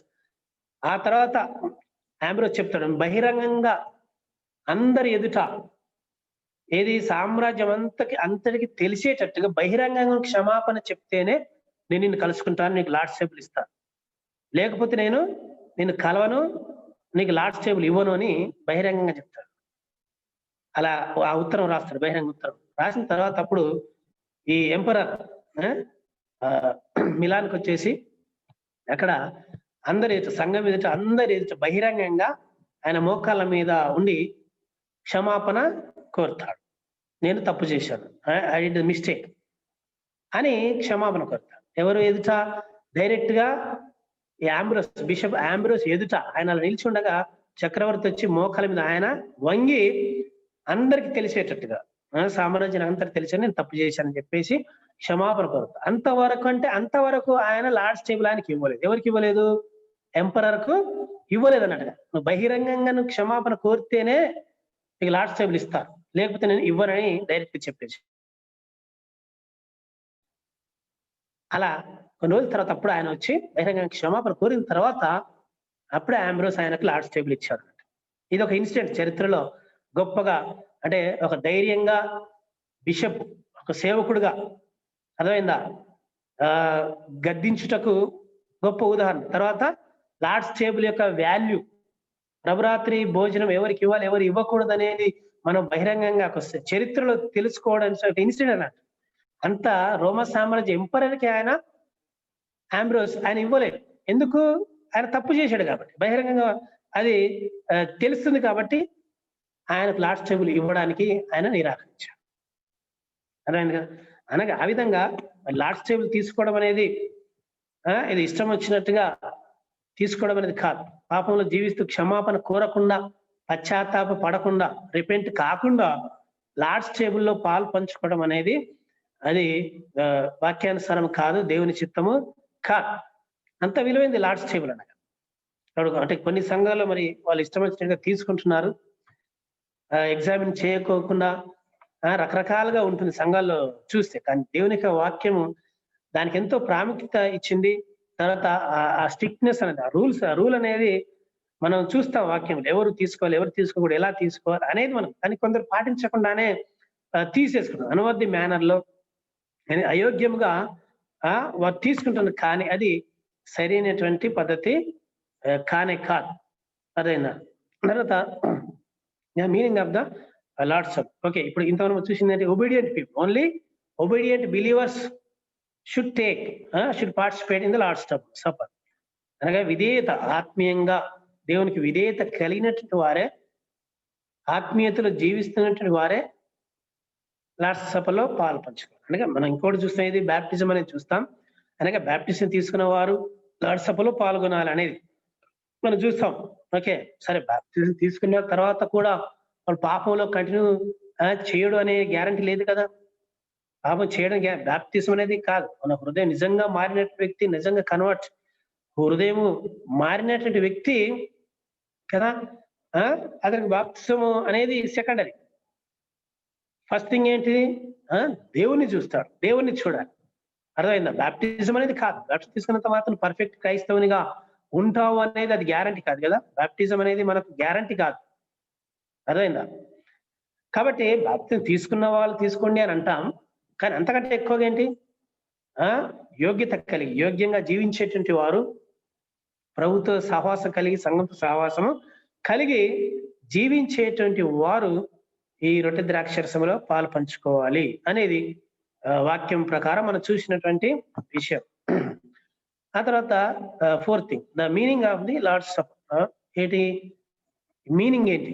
ప్రభు బల్ల లేదా ఈ సహవాసం, ఈ కమ్యూనియన్ యొక్క అర్థం ఏంటి? Meaning. Okay, the memorial, it's only memorial, జ్ఞాపకం చేసుకోవడం. మనం స్టార్టింగ్ చెప్పుకున్నాం కదా, memorial of the past, Christ death, 1 Corinthians 11 అదే 24 నుంచి ఇంతవరకు మనం చదువుకున్నటువంటిది. యేసు ప్రభు చేసిన త్యాగాన్ని యేసు ప్రభు జ్ఞాపకం చేసుకోవడం, టు రిమెంబర్ హిమ్. ఇదొక జ్ఞాపకార్థముగా చేయాలి. First thing. ఆ తర్వాత సింబల్, ప్రెసెంట్, ప్రస్తుత కాలం కొరకు ఏంటి symbol? The believers continual oneness with Christ.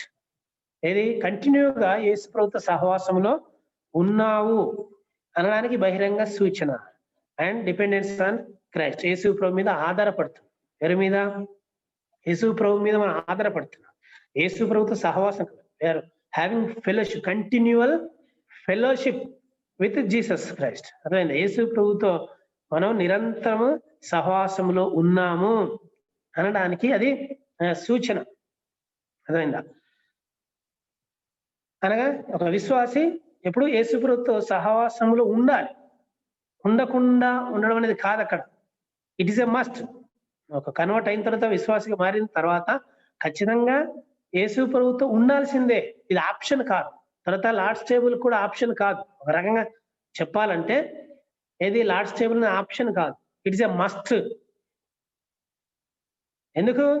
యేసు ప్రభువులో విశ్వాసం అనేది ఖచ్చితంగా ఉండాల్సిందే కదా. ఉండకుండా యేసు ప్రభుతో సహవాసం లేకుండా ఉంటే విశ్వాసం ఎలా అవుతాడు?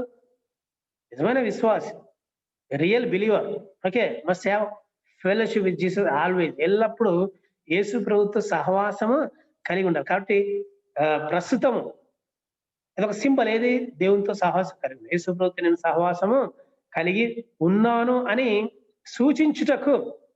అది కూడా ఒక రకమైన బహిరంగ సాదృశ్యమే. అర్థమైందా? దేవునితో సహవాసం కలిగి ఉన్నానని చెప్పుటకు బహిరంగ చూడండి అక్కడ 1 Corinthians 10:17 చదవండి ఒకసారి. 1 Corinthians 10:17 వర్స్ ఏముంది అక్కడ? మనమందరం ఆ ఒక్కటే రొట్టెలో పాలు పోర్చుకుంటున్నాము. రొట్టె ఒకటే కనుక అనేకుల మనము ఒక్క శరీరమై ఉన్నాం. ఓకే, అనేకులమైన మనము ఒక శరీరమై ఉన్నాము. వన్ బాడీ అన్నట్టుగా. అనగా ఈ విధంగా సహవాసములు ఉన్నాం. ఒక శరీరము అనగా యేసు సంఘం, అనగా యేసు శరీరం. ఆ శరీరంలో మనమంతా ఏకంగా ఉన్నాం. ఆ ఏకం చేసింది ఏంటి? యేసు ప్రభు మనం ఏకం చేసింది. మన శిరస్సు ఎవరు? సంఘానికి శిరస్సు యేసు ప్రభు.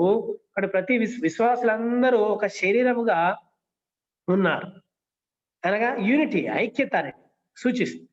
అంటే ప్రజెంట్ థింగ్ అక్కడ సూచించేటి విషయం ఏంటి? యేసు ప్రభువులో మనమంతా సహవాసం ఉన్నాం, సంఘ సహవాసం ఉన్నాం. Where one, all the believers are one. ఒకే శరీరంగా ఉన్నాము, ఒక మనసు, ఒక ఆత్మ. అర్థమైందా? ఒకే భావము కలిగి ఉన్నామని చెప్తారు కదా. మీరు పేతురు పత్రికలో పేతురు చాలా చక్కగా ఏకభావము కలిగి ఉండాలి అని మనం చూస్తాం కదా. పేతురు రాసినటువంటి పత్రిక చూడండి, 1 Peter, మొదటి పేతురు పత్రిక 5వ అధ్యాయం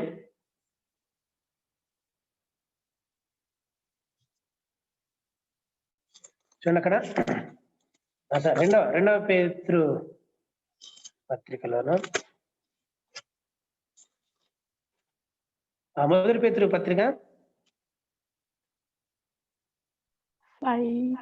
2వ అధ్యాయం 1 Peter చూడండి.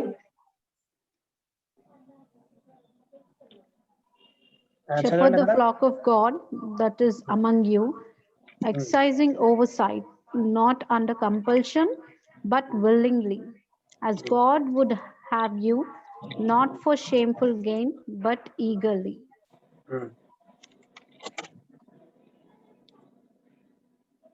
అక్కడ ఏది 2 ఏ వర్షన్ చదివారు? 5:2 sir. 5:2 కదా? 2 second chapter. Okay, second chapter first నుంచి. ప్రభు దయను మీరు రుచి చూసిన ఎడల సమస్త దుష్టత్వమును. So put away all malice and all deceit and hypocrisy and envy and all slander. Like newborn infants, long for the pure spiritual milk, that by it you may grow up into salvation. If indeed, ఇక్కడ సమస్త దుష్టత్వం, సమస్తమైన కపటం, వేషితాన్ని, ఇవన్నీ మీరు తొలగించుకొని, దూషణం ఇవన్నీ తొలగించుకొని కొత్తగా జన్మించిన శిష్యులను పోలిన వారై. ఓకే, కొత్తగా జన్మించిన శిష్యులను ఎలాంటి విభేద, దూషణ ఇలాంటివి లేకుండా అమాయకులుగా. అర్థమైందా? సంఘం అనేది అలాంటి స్థితిలో ఉండాలి అనేది, అందరూ కూడా అలాంటి భావం కలిగి ఉండాలి అనేది దాని యొక్క అర్థం. సరే, ఓకే. సంఘము యూనిటీగా, ఏది విభేదాలు కానీ అలాంటివేవి వర్గ విభేదాలు కానీ లేకుండా శిశువుల వలె, చిన్న పిల్లల వలె మీరు ఉండండి అనే దాని అర్థం. అందుకని ఇది దేని సూచిస్తుంది? Taking bread and wine it is a sign of symbol of unity. అర్థమైందా? యూనిటీకి గుర్తు, ఐక్యతకు గుర్తు. యేసు యొక్క శరీరం, ఒకే శరీరంలో మనం ఉన్నాం, అందరం కూడా ఒకే శరీరం అనడానికి గుర్తుగా ఉంది. రైట్. ఆ తర్వాత next thing prophecy, future. Okay. Till he come, ఆయన వచ్చే వరకు, ఆయన మరణము ప్రచురించడం మనం చూసాం కదా. యేసు వచ్చేంత వరకు మన రొట్టె ద్రాక్ష రసాన్ని తీసుకున్న ద్వారా కూడా అందులో ఉండేటువంటి సింబల్ ఏంటి, సైన్ ఏంటి? ఆయన వచ్చేంత వరకు ఆయన యొక్క మరణాన్ని ప్రచురించాలి. అనగా మనం ఎప్పుడైతే రొట్టె ద్రాక్ష తీసుకుంటున్నామో ఆయన జ్ఞాపకం చేసుకుంటాం, తర్వాత ఆయన ఇతరులకు మనం ప్రకటిస్తూ ఉంటాం. ఓకే. ప్రీచింగ్ ద గాస్పెల్, సువార్తను ప్రకటిస్తూ ఉండడం. అర్థమైందా? అనగా మనం ఆయనతో సహవాసం ఉన్నప్పుడే ఆయన గురించి ఇతరులకు చెప్పగలం. మనము నమ్మి ఆయన సహవాసం ఉన్నప్పుడు ఇతరులకు మనం చెప్పగలం. కాబట్టి ఇది యేసు వచ్చేంత వరకు జరిగేటువంటి ప్రక్రియ. టిల్ హీ కమ్, ఆయన వచ్చేంత వరకు విల్ ప్రాఫెసీ లేదా ప్రీచ్ అబౌట్ హిమ్, ఆయన గురించి మనం ప్రకటిస్తూ ఉంటాం. ఇవి మనం జ్ఞాపకం చేసుకుంటాం. ఏది ఇవి మనం ఈ 3 things విల్ హ్యాపెన్. ఏది యేసు యొక్క శరీరానికి ద్రాక్ష రక్తానికి సూచన ఉన్నటువంటి రొట్టె ద్రాక్షరసంలో మనం పాలు పంచుకునే సమయంలో గత కాలాన్ని జ్ఞాపకం, ఏది యేసు ప్రభువు చేసింది, వాట్ హీ డిడ్. తర్వాత ప్రజెంట్ లో ఏంటి, మనం ఆయనతో ఫెలోషిప్ లో ఉన్నాం. అర్థమైందా? ఆయనతో సహవాసంలో ఉన్నామని గుర్తు. ఆ తర్వాత ఆయన గూర్చి మనం ఇతరులకు, ప్రపంచానికి ప్రకటిస్తూ ఉంటాం అనడానికి కూడా గుర్తు. అర్థమైందా? ఇవి 3 జరుగుతుంటాయి ఇక్కడ. రొట్టె ద్రాక్షరసం మనం తీసుకునేటువంటి సమయంలో అది అంటే రీజన్, ఒక రకంగా ఎందుకు తీసుకోవాలి అనేది చూస్తే ఆయన జ్ఞాపకం చేసుకోవడానికి తీసుకోవాలి, ఆయన చేసిన జ్ఞాపకం. తర్వాత ప్రస్తుతం ఏంటి, ఆయనతో సహవాసం ఉన్నామని చెప్పడానికి, ఉన్నాము అని మనం సూచించడానికి తీసుకోవాలి. ఆ తర్వాత భవిష్యత్తులో అనగా యేసు వచ్చేంత వరకు ఆయన గురించి మనం ప్రకటిస్తూ ఉంటాము అని సూచించటకు దాన్ని తీసుకోవాలి. రొట్టె ద్రాక్షరసాన్ని మనం తీసుకోవాలి అని దాని యొక్క అర్థం. ఓకే. ఇది లార్డ్స్ టేబుల్ గురించి మనం మనకున్నటువంటి ఇన్ఫర్మేషన్ ఇందులో. రైట్. సరే, ఇప్పుడు ఎవరికైనా క్వశ్చన్స్ ఉంటే అలాగని, డౌట్స్ ఉంటే క్లారిఫై చేసుకోవడానికి.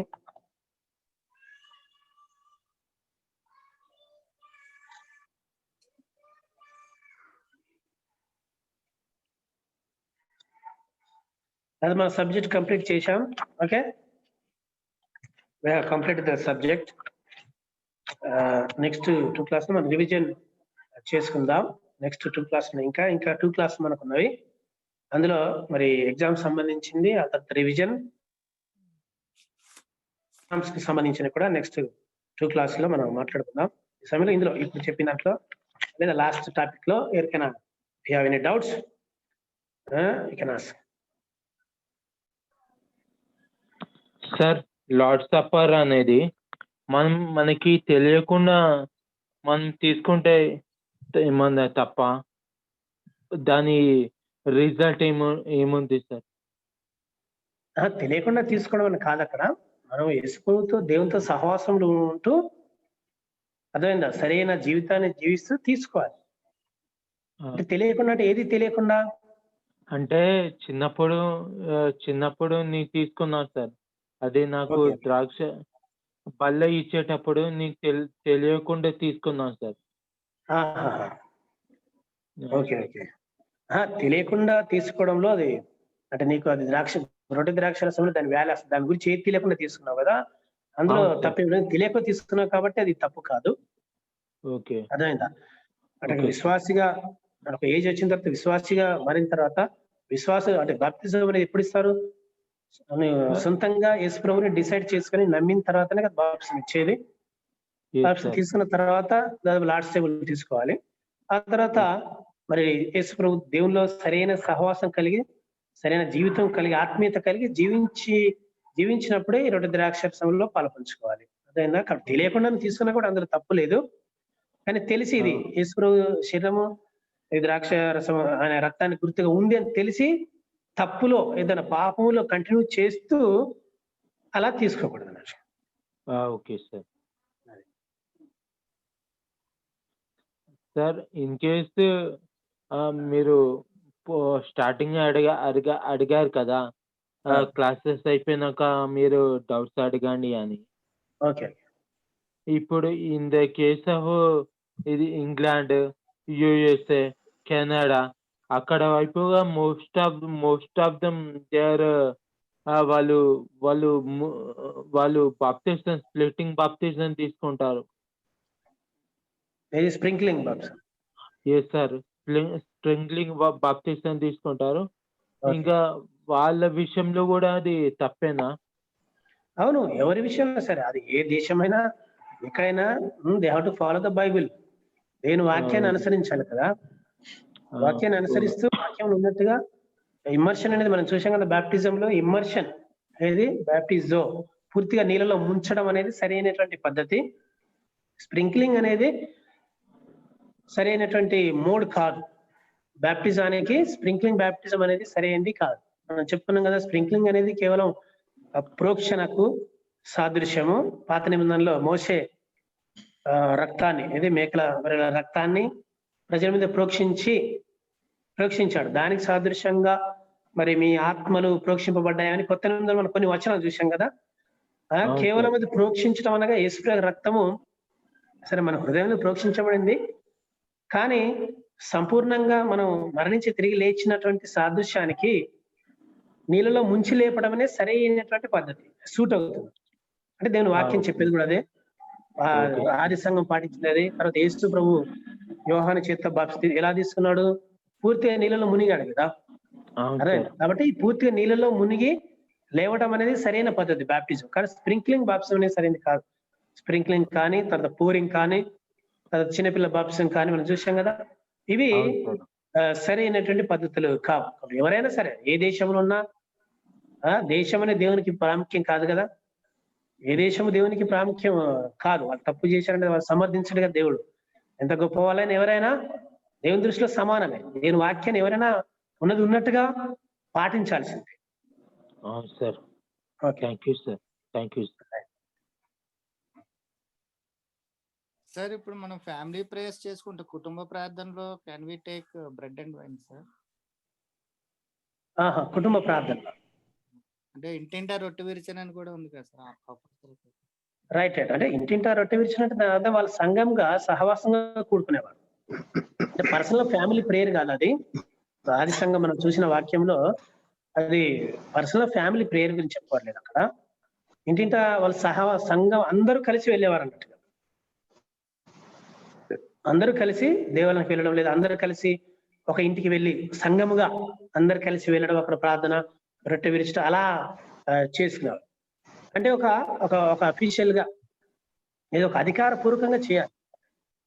అదేనా? అంటే రొట్టె ద్రాక్షలు ఇవ్వడము ఒక అధికార పూర్వకం అనగా ఇది ఆత్మీయ అధికారం కలిగిన వ్యక్తి దాన్ని చేయాలి. ఆత్మీయ అధికారం కలిగిన వ్యక్తి ఎవరు? సంఘ కాపరి. అర్థమైందా? సంఘ కాపరి సమక్షంలో అది జరగాలి. మరి మనం పర్సనల్ గా ఫ్యామిలీగా కూర్చున్నప్పుడు రొట్టె ద్రాక్షరసం తీసుకోవచ్చు, జ్ఞాపకం చేసుకోవడమే. మనం మెయిన్ ఇంపార్టెంట్ థింగ్ ఏంటి ఇక్కడ? యేసు యొక్క మరణాన్ని జ్ఞాపకం చేసుకోవడమే కదా. అర్థమైందా? తీసుకోవచ్చు, అందులో తప్పేమీ లేదు. ఒక రకంగా చెప్పాలంటే ఫ్యామిలీగా మనం కూర్చున్నప్పుడు రొట్టె ద్రాక్షరసం తీసుకోవచ్చు, కానీ ఒక అఫీషియల్ గా ఇనిషియేట్ చేయబడింది కదా యేసు ప్రభు దాన్ని ఇనిషియేట్ చేసాడు కదా. ఆ విధంగా అక్కడ సంఘంలో ఒక ఆత్మీయ అధికార క్రింద చేయడం అనేది దట్ ఈస్ బెస్ట్ థింగ్ అన్నట్టుగా. అర్థమైందా? అంటే ఒక అవకాశం లేకపోతే ఇది ఒక సంఘ పెద్దలు కానీ ఇక్కడ అలాంటి పరిస్థితి లేదు, ఎవరు లేరు అనేటువంటి పరిస్థితిలో చాలా రోజుల నుంచి సహవాసంలో పార్టిసిపేట్ చేయలేకపోతున్నాను అనే స్థితి ఉంటే, ఇన్ కేస్ అలాంటి స్థితిలో, ఎందుకంటే ఇప్పుడు యేసు చెప్తాడు కదా, ఎలాంటి స్థితిలో దావీదు యాజకులు మాత్రమే తినేటువంటి ఆహారం రొట్టెని తిన్నాడు కదా, సముఖపు రొట్టెలు తిన్నాడా లేదా? అర్థమైందా? తిన్నాడు కదా. అంటే ఎలాంటి స్థితిలో అంటే అలాంటి స్థితి అప్పుడు ఉంది కాబట్టి. సముఖపు రొట్టెలు ఎవరు తినాలి? కేవలం యాజకులే కదా తినాల్సి, మిగతా వాళ్ళు నార్మల్ వ్యక్తులు. కానీ దావీదు అక్కడ తిన్నాడు అంటే పరిస్థితిని బట్టి, అర్థమైందా? అక్కడ తిన్నాడు అతను. అంటే ఇక్కడ ఒకవేళ ఇలాంటి పరిస్థితి లేకపోతే, ఆత్మీయ అధికారికంగా తీసుకునేటువంటి అవకాశం లేనప్పుడు మనం తీసుకోవచ్చు, తప్పేమి లేదు అక్కడ టోటల్ గా. అర్థమైందా? కానీ ఒక పద్ధతి ప్రకారం దాన్ని చేయడం ఒక డిగ్నిటీగా ఉంటుంది అన్నట్టు, ఒక ఆనర్ గా ఉంటుంది రొట్టె ద్రాక్షరసం తీసుకోవడం. ప్రతిరోజు ఎందుకంటే పాప అక్కడ ఏది అయోగ్యంగా తీసుకునకూడదు ఉంటుంది కదా. అంటే ఒకరి సమక్షంలో, ఆత్మీయ అధికారి సమక్షంలో ఒక ప్రార్థన పూర్వకంగా తీసుకోవడం అనేది సరైనటువంటి పద్ధతి. సార్ చెప్పండి. ఇప్పుడు ఇది హోలీ కమ్యూనియన్ కొన్ని సంఘాల్లో ఎవ్రీ వీక్ ఒకసారి ఇస్తారు, కొన్ని సంఘాల్లో ఎవ్రీ మంత్ ఒకసారి ఇస్తారు.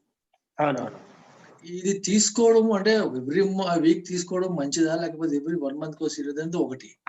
రెండు, ఇంకో విషయం ఏంటంటే ఇప్పుడున్న పరిస్థితుల్లో మనం ఎవ్రీ వీక్ ఎవ్రీ మంత్ అని చూసుకుంటే మనం ఒక ఆచారంగానే వాటిని చూస్తున్నాం తప్ప, వస్తారు సర్వ్ చేస్తారు, సర్వ్ చేసిన వాళ్ళు కూడా సరిగ్గా ఉండరు. ఓకే, వాళ్ళు కూడా వారి పరిస్థితులు, వాళ్ళు డిఫరెంట్ క్యారెక్టర్స్ తో వస్తారు. మనం తీసుకున్నప్పుడు కూడా మనం అనేక రకాలుగా ఆచారంగా తీసుకోవాలనే ఉద్దేశంతో తీసుకుంటున్నామేమో తప్ప, లేకపోతే పర్ఫెక్ట్ గా మనం తీసుకుంటున్నాం అన్నది అయితే నాకైతే తెలియట్లేదు. ఎందుకంటే మన ప్రతిదీ కూడా మనము ఏదైతే ఈ పరిశుద్ధ మనం ప్రభు బల్ల ఏదైతే ఆచరిస్తున్నామో అది చాలా పరిశుద్ధంగా ఆచరించవలసి వస్తుంది. యాక్చువల్ గా ఏంటంటే ఒక మోకాలు వేసి ఆ ప్రభుత్వం తీసుకున్నప్పుడు, లేకపోతే ఒక ప్రార్థన చేసుకుని లాగా తీసుకోవాల్సి వస్తుంది. ఎట్లా ఇప్పుడు మన పరిస్థితి ఎట్లాగా అయిపోయిందంటే, అంటే ప్రతి ఆదివారం మార్నింగ్ చర్చికి వెళ్తాము, వస్తుంది బల్ల వస్తుంది, తీసుకుంటాం, తాగేసుకుంటాం అన్న తప్ప ఒక నియమావళిగా చేసుకుంటాం తప్ప నిజం పర్ఫెక్ట్ గా అప్లో చేయట్లేదని నాకు అనిపిస్తుంది. ఓకే, అది ఎంతవరకు అది మనం తీసుకుంటున్నది పర్ఫెక్టా కాదా, లేకపోతే ఎట్లా ఉంది ఇది? Right. Okay, good question. Okay, first thing దాని పీరియడ్ ఏంటి అంటే వీక్లీ వన్సా లేదా మంత్లీ అనేది తీసుకోవాలా అనేది అదొక ప్రశ్న. దానికి ఆన్సర్ ఏంటంటే, సరే మన ఎర్లీ చర్చ్ లో చూస్తే everyday they used to take, ప్రతిరోజు వారు తీసుకునేవారు. ఇంటింటా రొట్టె విరిచి, ప్రతిదినం దేవాలయం ఇంటింటా రొట్టె విరిచు ఉన్నారు. అలాంటి సహవాసం కలిగి ఉన్నారు మనం చూసాం. వాళ్ళు ప్రతిరోజు తీసుకునేవారు. ఆ తర్వాత అదే ఎర్లీ చర్చ్ లో ఎవ్రీ సండే తీసుకునేటువంటి వారు, ప్రతి ఆదివారము తీసుకునేవారు. మన యాక్ట్స్ 20:7 లో మనం చూస్తే అక్కడ పౌలు ఆదివారం మేము రొట్టె విరుచుటకు కూడినప్పుడు అని అక్కడ మనం చూసాం కదా. యాక్ట్స్ 20:7 లో అపోస్తల కార్యములు 20వ అధ్యాయం 7వ వచనంలో చూస్తే ఆదివారం సండే అని అక్కడ మనం చూస్తాం. ఆదివారం అదేనా Sunday they used to take this communion, అంటే every Sunday they used to take, ప్రతి ఆదివారము వారు ఈ సహవాసంలో పాల్గొంటారు. అందుకనగా ఎందుకు మన ఆదివారం ప్రార్థన జరుగుతున్న ఆరాధన జరిగేది కదా, పునరుత్థాన దినం, రిజరెక్షన్ డే కదా, ప్రభు పునరుత్థాన దినం కాబట్టి ఆదివారం వారు సహవాసంగా కూడుకునేవారు, అంటే ఆదివారంలో తీసుకునేవారు. అంటే ఎవ్రీ సండే ది ప్రతి వారం ఆదివారమున వాళ్ళు ఈ లార్డ్స్ సపర్ని తీసుకునేవారు, లార్డ్స్ టేబుల్ అనేది. అదొక ఇది పీరియడ్ ఎవ్రీ సండే. అంటే ఎవ్రీ సండే మనం సంఘంగా కూడుకుంటాం కాబట్టి ఎవ్రీ సండే తీసుకోవడం తప్పేముంది. కొందరు మంత్లీ ఇస్తారు, సరే మంత్లీ పక్కన పెట్టు. ఇప్పుడు ఎవ్రీ సండే అయితే సంఘంగా కూడుకుంటున్నావా, ఆరాధన ఉంటుంది కదా, వాక్యం ఉంటుంది, సంఘం కూడుకున్నప్పుడు మరి ప్రభుని జ్ఞాపకం చేసుకోవడంలో తప్పేంటి కదా. సంఘంగా కూడుకుంటున్నాం కదా, ఆరాధన చేస్తున్నాం కదా, వాక్యం వింటున్నాం కదా, హెచ్చరిక ఉంటుంది, గద్దింపు ఉంటుంది, ఓదార్పు ఉంటుంది, వాక్యం అన్ని ఉంటున్నాయి కదా సంఘం. మనం ప్రతి ఆదివారం సంఘంగా కూడుకున్నప్పుడు అలాగే రొట్టె ద్రాక్షరసాన్ని ఎందుకు తీసుకోకూడదు? కాబట్టి ఎవ్రీ వీక్ తీసుకోవడం అనేది అది చాలా మటుకు సరైన పద్ధతి. అర్థమైందా? ప్రతి వారం తీసుకోవడం అనేది సరైన పద్ధతి మొట్టమొదటిది. నెక్స్ట్ థింగ్ మీరు అడిగింది ఆచారబద్ధంగా తీసుకుంటున్నారు. ఆచారబద్ధంగానే అవుతుంది దాని అది లీటర్ మరి నిజంగా హృదయపూర్వకంగా తీసుకుంటున్నారా లేదా అనేది అది కన్ఫ్యూజన్ ఉంది అన్నాడు. ఓకే, అంటే ఫస్ట్ థింగ్ ఎనీ బిలీవర్ ఎవరైనా సరే మనం ప్రభుత్వ సహవాసం కలిగి ఉన్నాం, దేవునితో సహవాసము కలిగి ఉన్నాము ఉన్నటువంటి వ్యక్తి ఏం చేసినా ఎలా చేయాలి? హృదయపూర్వకంగానే చేయాలి, వాక్యానుసారంగా చేయాలి. అర్థమైందా? ఆచారబద్ధంగా చేస్తే ఎవరికి నష్టం? ఎవరికి? అది ఎవరైతే ఆ విధంగా చేస్తున్నారో వారికి కదా నష్టం. దేవుని వాక్యం ఏం చెప్తుందో మనం పాటించాలి. అది ఇంకా ఎవరు ఏ విధంగా చేస్తున్నారో అనేది మనకు అవసరం లేదు. మనం ఏ విధంగా చేస్తున్నాం, హృదయపూర్వకంగా చేస్తున్నాం, మన నిజంగా మరి మన హృదయాన్ని దేవుని దగ్గర ప్రోక్షించి మనం పశ్చాత్తాప పడి దేవునితో సరైన సంబంధాన్ని కలిగి ఉన్నామా లేదా అనేది మనం పరీక్షించాలి. అందుకే ప్రతి వ్యక్తి పరీక్షించుకోవాలని అన్నాడు కదా పౌలు. దాన్ని మనం నిర్లక్ష్యం చేయకూడదు, నెగ్లెక్ట్ చేయకూడదు కదా. నెగ్లెక్ట్ ఎవరు చేస్తే అది వారికి శిక్ష అనేది ఉంది కదా, అక్కడ పనిష్మెంట్ అనేది రెడీగా ఉందా లేదా? వ్యక్తిగతంగా ఎవరికి వాళ్ళని చూసుకుంటేనే ఎవరికి వాళ్ళు తీసుకున్న దాన్ని బట్టి వాళ్ళకి వాళ్ళు పరీక్షించుకోవాల్సి వస్తుంది. పరీక్షించుకోవాలి పర్సనల్ గా, అది పర్సనల్ గా. అర్థమైందా? ఇదేదో కలెక్టివ్ గా అందరికి పంచిపెట్టే ప్రసాదం కాదు. అదే ప్రసాదం లాగా ఎవరు వస్తే వారికి తినేసేయండి, నోట్లు వేసుకోండి, వెళ్ళిపోండి, మీరు ఎలాంటి హృదయంతో వస్తున్నారనేది చూడగలరు. ఇప్పుడు బయట మన టెంపుల్స్ చూస్తాం కదా, ప్రసాదం ఎలా ఇస్తారు అంటే చాలా మంది నేను పరిగెడికి వెళ్ళి తీసుకోవడం, లేట్కి వచ్చాం పరిగెడి తీసుకోవడం, అంటే ఏదో మనం ఆదివారం వచ్చాం కదా ప్రోగ్రామ్ తీసుకోవాలి పరిగెడికి వెళ్ళి తీసుకోవడం, ఇది అది నాకు అది ఎలాగే అంత అది నిజంగా తీసుకోవాలి ఉద్దేశం ఉంటే వాళ్ళ టైంకి వచ్చి పర్ఫెక్ట్ గా ఉండి వాళ్ళకి వాళ్ళు చేసుకోవాలి. పరిగెడికి వచ్చి తీసుకోవడం అన్నది ఎంతవరకు ఏదో ఇస్తున్నారు కదా, వెళ్ళిపోయిందా మళ్ళీ వస్తుందా రాదా అది మాత్రం కాదు అని అనిపిస్తుంది నాకు. అవును, అంటే ఓన్లీ లార్డ్ సేవ్ పార్టిసిపేట్ చెయ్యాలి అనే ఉద్దేశం ఉంటుంది అంతే. అందులో తీసుకుంటే ఏదో మనకు మంచి జరుగుతుంది అన్న ఉద్దేశంలో మాత్రమే చాలా మంది తీసుకుంటున్నారు సార్. ఇప్పుడు అవును, ఎందుకంటే చూస్తున్నప్పుడు చాలా మంది దానికి అలాగే తీసుకుంటున్నారు. ఆచారపరంగా వచ్చిందా తీసుకున్నామా అన్న తప్ప ఎందుకు తీసుకున్నలేకపోతే వ్యక్తిగతంగా తీసుకోవడానికి అయితే ఎవరికి వాళ్ళు చూసుకోవాలి తప్ప అది ఇంకా ఎవరికి వాళ్ళు నిర్ణయాలు. అది అవునవును, అది అంటే ఆ విధంగా పర్సనల్ గా చూసుకోవాలి తప్ప ఏదో పరీక్షించుకోవాలి, దేవునితో సహవాసంలో ఉన్నానా లేదా అనేది పరీక్షించుకొని ఎగ్జామిన్ చేసుకొని తీసుకోవాలి తప్ప ఇదేదో ఆచారపరంగా నేను వెళ్ళాలి తీసుకోవాలి అంతే, ఇందులో నేను పార్టిసిపేట్ చేశానా లేదా అనే ఉద్దేశంతో తీసుకోవడం అనేది అది రాంగ్. ఓకే సార్, అర్థమైందా? కానీ అందుకనే ప్రతిదాన్ని కూడా ఆచారంగా ప్రతిదీ ఆచారంగా మారిపోతుంది. మన బైబిల్లో ఇది మన క్రైస్తవకు సంబంధించినటువంటి కొన్ని ఫెస్టివల్స్ కానీ ఇలాంటివి కానీ ఏంటి దే ఆర్ బికమింగ్ ట్రెడిషన్స్ లాగా అయిపోతున్నాయి అన్నట్టు. చెయ్యాలి అంటే ఇది చెయ్యాలి అనేటువంటి ఆ విధంగా అయిపోతున్నాయి. కాబట్టి ఆచారబద్ధంగా ఏదో తీసుకోవాలి అన్నట్టుగా ఏదో చేయాలి అన్నట్టుగా అర్థమైందా? పండుగల్ని చేసినట్టుగానే ఇది కూడా చేయాలి అన్నట్టుగా ఆ విధంగా చేయకూడదు. అర్థమైందా? ఎందుకంటే క్రైస్తవంలో ఆచారాలు చాలా పెరిగిపోయాయి కదా, అని ఆచారాలు అయిపోయాయి. రియాలిటీ అనేది పోతుంది. ఏం పోతుంది? రియాలిటీ అనేది పోతుంది, ఆచారం అనేది ముందుకు వస్తుంది అన్నట్టు. రియాలిటీని పక్కన పెట్టేస్తున్నారు. చిన్న ఎగ్జాంపుల్ ఏంటంటే ఒక జడ్జి గారి పాప కూతురు అంటే ఆమె